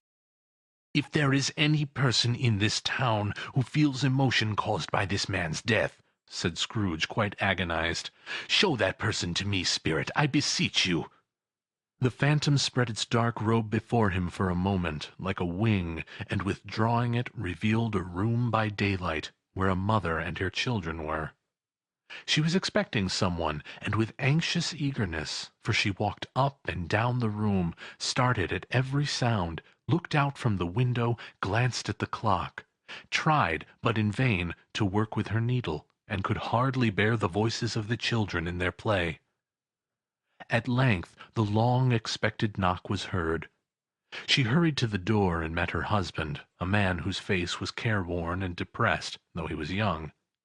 There was a remarkable expression in it now, a kind of serious delight of which he felt ashamed, and which he struggled to repress. He sat down to the dinner that had been hoarding for him by the fire, and when she asked him faintly what news, which was not until after a long silence, he appeared embarrassed how to answer. "Is it good news," she said, "or bad?" to help him. "Bad," he answered. "Are we quite ruined?" "No. There is hope yet, Caroline." "If he relents," she said, amazed, "there is. Nothing is past hope, if such a miracle has happened." "He is past relenting," said her husband. "He is dead." She was a mild and patient creature, if her face spoke truth, but she was thankful in her soul to hear it, and she said so with clasped hands. She prayed forgiveness the next moment and was sorry, but the first was the emotion in her heart. "What the half-drunken woman whom I told you of last night said to me, when I tried to see him and obtain a week's delay, and what I thought was a mere excuse to avoid me, turns out to have been quite true. He was not only very ill, but dying then." "To whom will our debt be transferred?" "I don't know, but before that time we shall be ready with the money, and even though we were not, it would be a bad fortune indeed to find so merciless a creditor in his successor. We may sleep tonight with light hearts, Caroline." Yes. Soften it as they would, their hearts were lighter. The children's faces, hushed and clustered round to hear what they so little understood, were brighter, and it was a happier house for the man's death. The only emotion that the ghost could show him, caused by the event, was one of pleasure. "Let me see some tenderness connected with a death," said Scrooge, "or that dark chamber spirit which we left just now will be for ever present to me." The ghost conducted him through several streets familiar to his feet, and as they went along, Scrooge looked here and there to find himself, but nowhere was he to be seen. They entered poor Bob Cratchit's house, the dwelling he had visited before, and found the mother and the children seated round the fire. Quiet, very quiet. The noisy little Cratchits were as still as statues in one corner, and sat looking up at Peter, who had a book before them. The mother and her daughters were engaged in sewing, but surely they were very quiet. And he took a child and set him in the midst of them. Where had Scrooge heard those words? He had not dreamed them. The boy must have read them out, as he and the spirit crossed the threshold. Why did he not go on? The mother laid her work upon the table, and put her hand up to her face. "The color hurts my eyes," she said. "The color? Ah, poor Tiny Tim!" "They're better now," said Cratchit's wife. "It makes them weak by candlelight, and I wouldn't show weak eyes to your father when he comes home for the world. It must be near his time." "Past it, rather," Peter answered, shutting up his book. "But I think he has walked a little slower than he used, these last few evenings, mother." They were very quiet again. At last she said, and in a steady, cheerful voice that only faltered once, "I have known him to walk with Tiny Tim upon his shoulder very fast indeed." "And so have I," cried Peter, "often." "And so have I," exclaimed another. So had all. "But he was very light to carry," she resumed, intent upon her work. "And his father loved him so that it was no trouble, no trouble. And there is your father at the door." She hurried out to meet him, and little Bob in his comforter, he had need of it, poor fellow, came in. His tea was ready for him on the hob, and they all tried who should help him to it most. Then the two young Cratchits got upon his knees and laid, each child a little cheek against his face, as if they said, "Don't mind, father, don't be grieved." Bob was very cheerful with them, and spoke pleasantly to all the family. He looked at the work upon the table and praised the industry and speed of Mrs. Cratchit and the girls. They would be done long before Sunday, he said. "Sunday? You went to-day, then, Robert?" said his wife. "Yes, dear," returned Bob. "I wish you could have gone. It would have done you good to see how green the place is. But you'll see it often. I promised him that I would walk there on a Sunday. My little, little child," cried Bob. "My little child." He broke down all at once. He couldn't help it. If he could have helped it, he and his child would have been farther apart perhaps than they were. He left the room and went upstairs into the room above, which was lighted cheerfully, and hung with Christmas. There was a chair set close beside the child, and there were signs of someone having been there lately. Poor Bob sat down in it, and when he had thought a little and composed himself, he kissed the little face. He was reconciled to what had happened, and went down again, quite happy. They drew about the fire and talked, the girls and mother working still. Bob told them of the extraordinary kindness of Mr. Scrooge's nephew, whom he had scarcely seen but once, and who, meeting him in the street that day, had seen that he looked a little, just a little down, you know, said Bob. Inquired what had happened to distress him. On which, said Bob, for he is the pleasantest spoken gentleman you ever heard, I told him, "I am heartily sorry for it, Mr. Cratchit," he said, "and heartily sorry for your good wife." By the by, how he ever knew that, I don't know. "Knew what, my dear?" "Why, that you were a good wife," replied Bob. "Everybody knows that," said Peter. "Very well observed, my boy," cried Bob. "I hope they do. Heartily sorry," he said, "for your good wife. If I can be of any service to you in any way," he said, giving me his card, "that's where I live. Pray come to me." Now it wasn't, cried Bob, for the sake of anything he might be able to do for us, so much as for his kind way, that this was quite delightful. It really seemed as if he had known our Tiny Tim, and felt with us. "I'm sure he's a good soul," said Mrs. Cratchit. "You'd be surer of it, my dear," returned Bob, "if you saw and spoke to him. I shouldn't be at all surprised, mark what I say, if he got Peter a better situation." "Only hear that, Peter!" said Mrs. Cratchit. "And then," cried one of the girls, "Peter will be keeping company with someone, and setting up for himself." "Get along with you," retorted Peter, grinning. "It's just as likely as not," said Bob, "one of these days. Though there's plenty of time for that, my dear. But however and whenever we part from one another, I am sure we shall none of us forget poor Tiny Tim, shall we? Or this first parting that there was among us." "Never, father!" cried they all. "And I know," said Bob, "I know, my dears, that when we recollect how patient and how mild he was, although he was a little, little child, we shall not quarrel easily among ourselves, and forget poor Tiny Tim in doing it." "No, never, father!" they all cried again. "I am very happy," said little Bob. "I am very happy." Mrs. Cratchit kissed him, his daughters kissed him, the two young Cratchits kissed him, and Peter and himself shook hands. "Spirit of Tiny Tim, thy childish essence was from God." "Spectre," said Scrooge, "something informs me that our parting moment is at hand. I know it, but I know not how. Tell me what man that was whom we saw lying dead." The ghost of Christmas yet to come conveyed him, as before, though at a different time, he thought. Indeed, there seemed no order in these later visions, save that they were in the future, into the resorts of businessmen, but showed him not himself.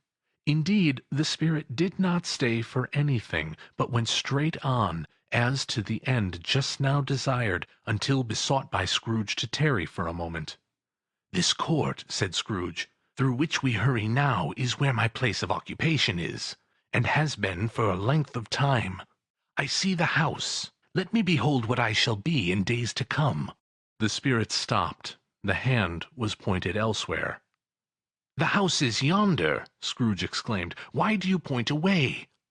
The inexorable finger underwent no change. Scrooge hastened to the window of his office and looked in. It was an office still, but not his. The furniture was not the same, and the figure in the chair was not himself. The phantom pointed as before.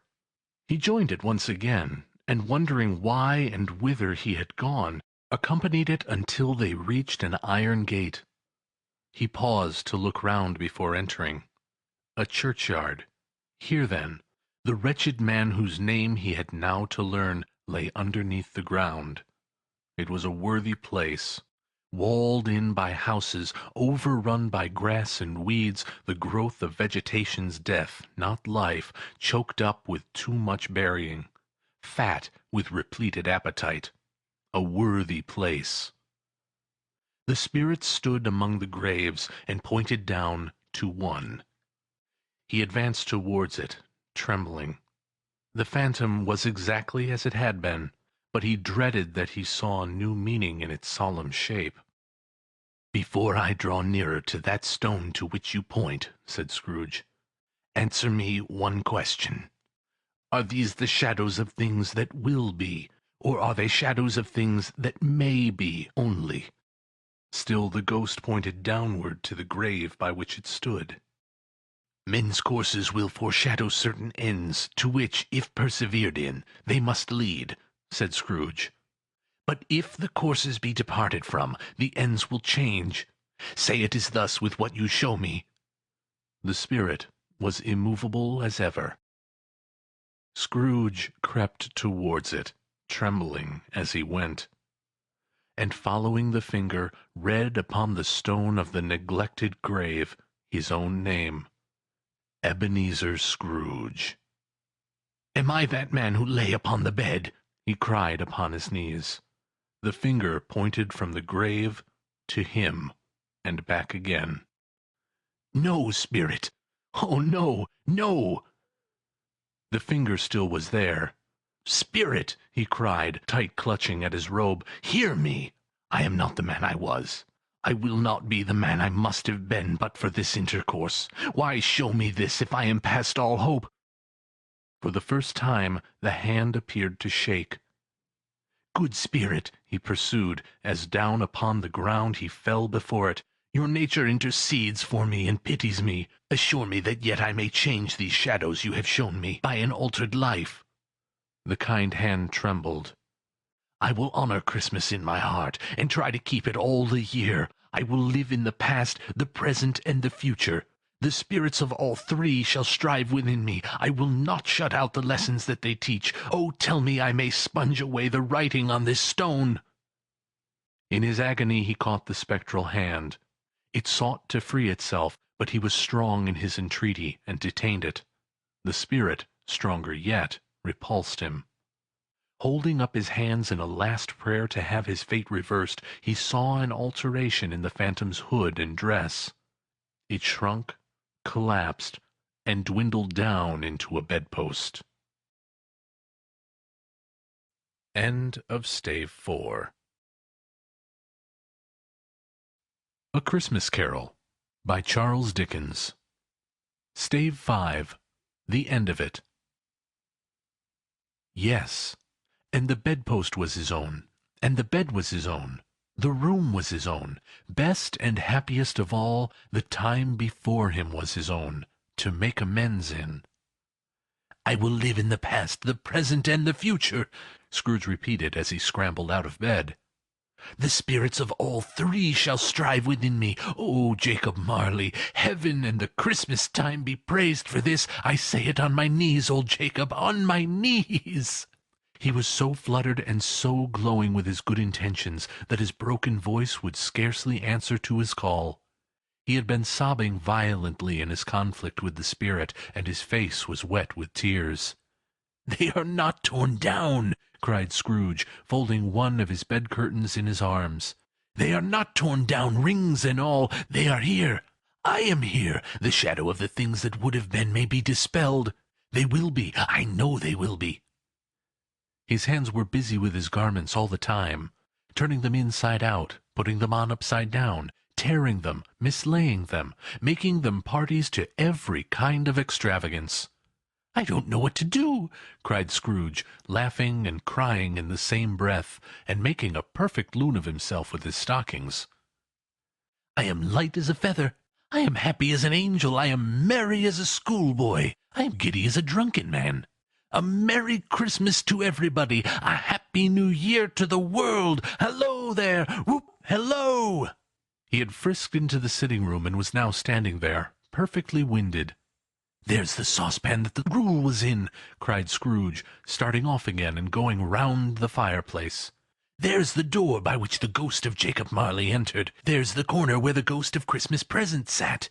There's the window where I saw the wandering spirits. It's all right. It's all true. It all happened. Ha, ha, ha!"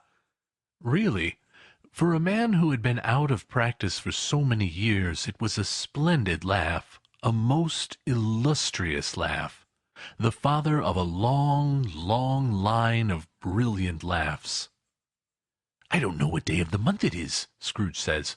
"I don't know how long I've been among the spirits. I don't know anything. I'm quite a baby.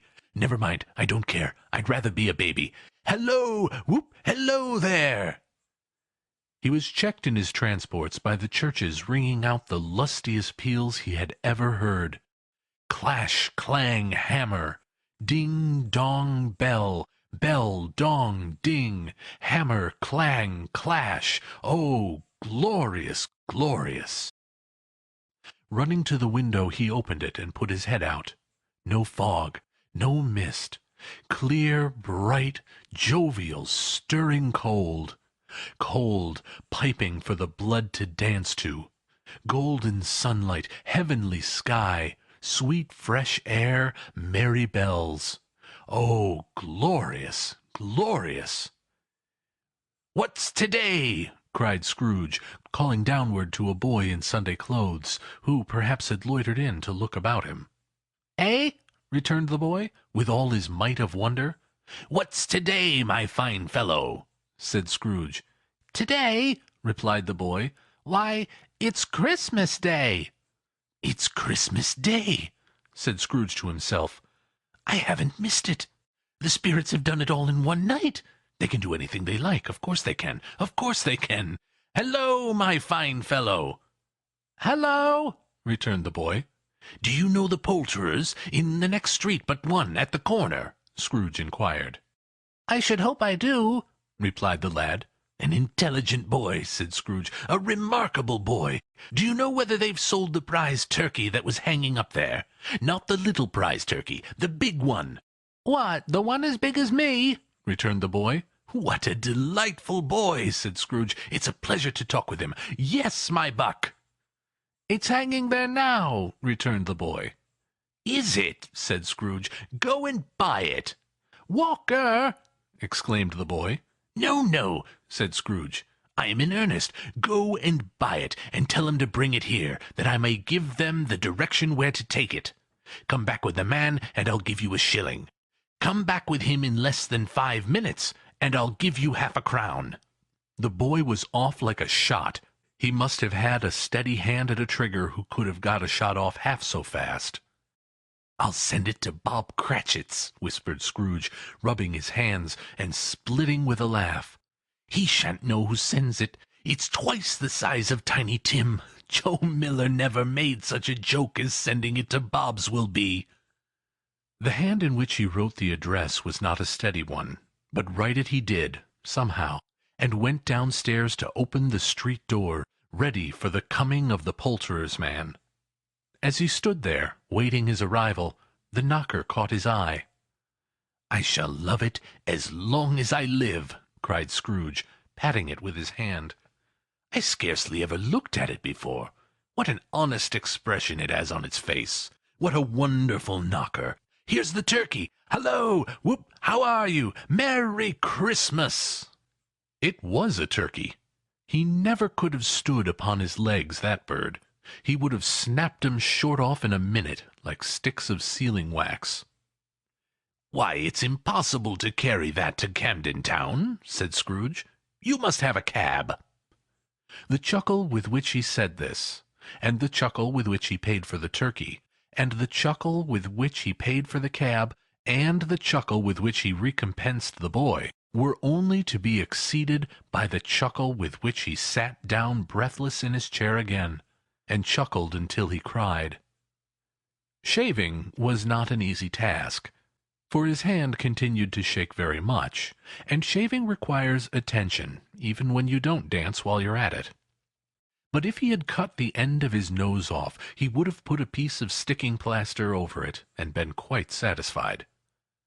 He dressed himself all in his best, and at last got out into the streets. The people were by this time pouring forth, as he had seen them with the ghost of Christmas Present, and walking with his hands behind him, Scrooge regarded every one with a delighted smile. He looked so irresistibly pleasant, in a word, that 3 or 4 good-humoured fellows said, "Good morning, sir, a Merry Christmas to you." And Scrooge said often afterwards that of all the blithe sounds he had ever heard, those were the blithest to his ears.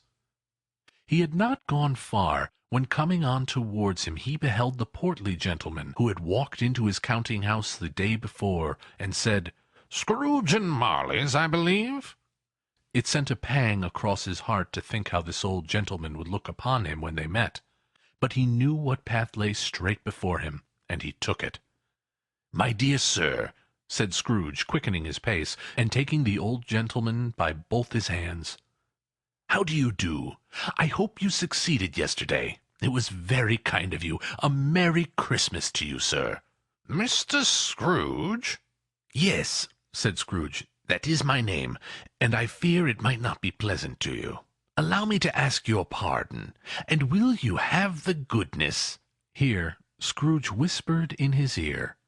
"Lord bless me!" cried the gentleman, as if his breath were taken away. "My dear Mr. Scrooge, are you serious?" "If you please," said Scrooge, "not a farthing less.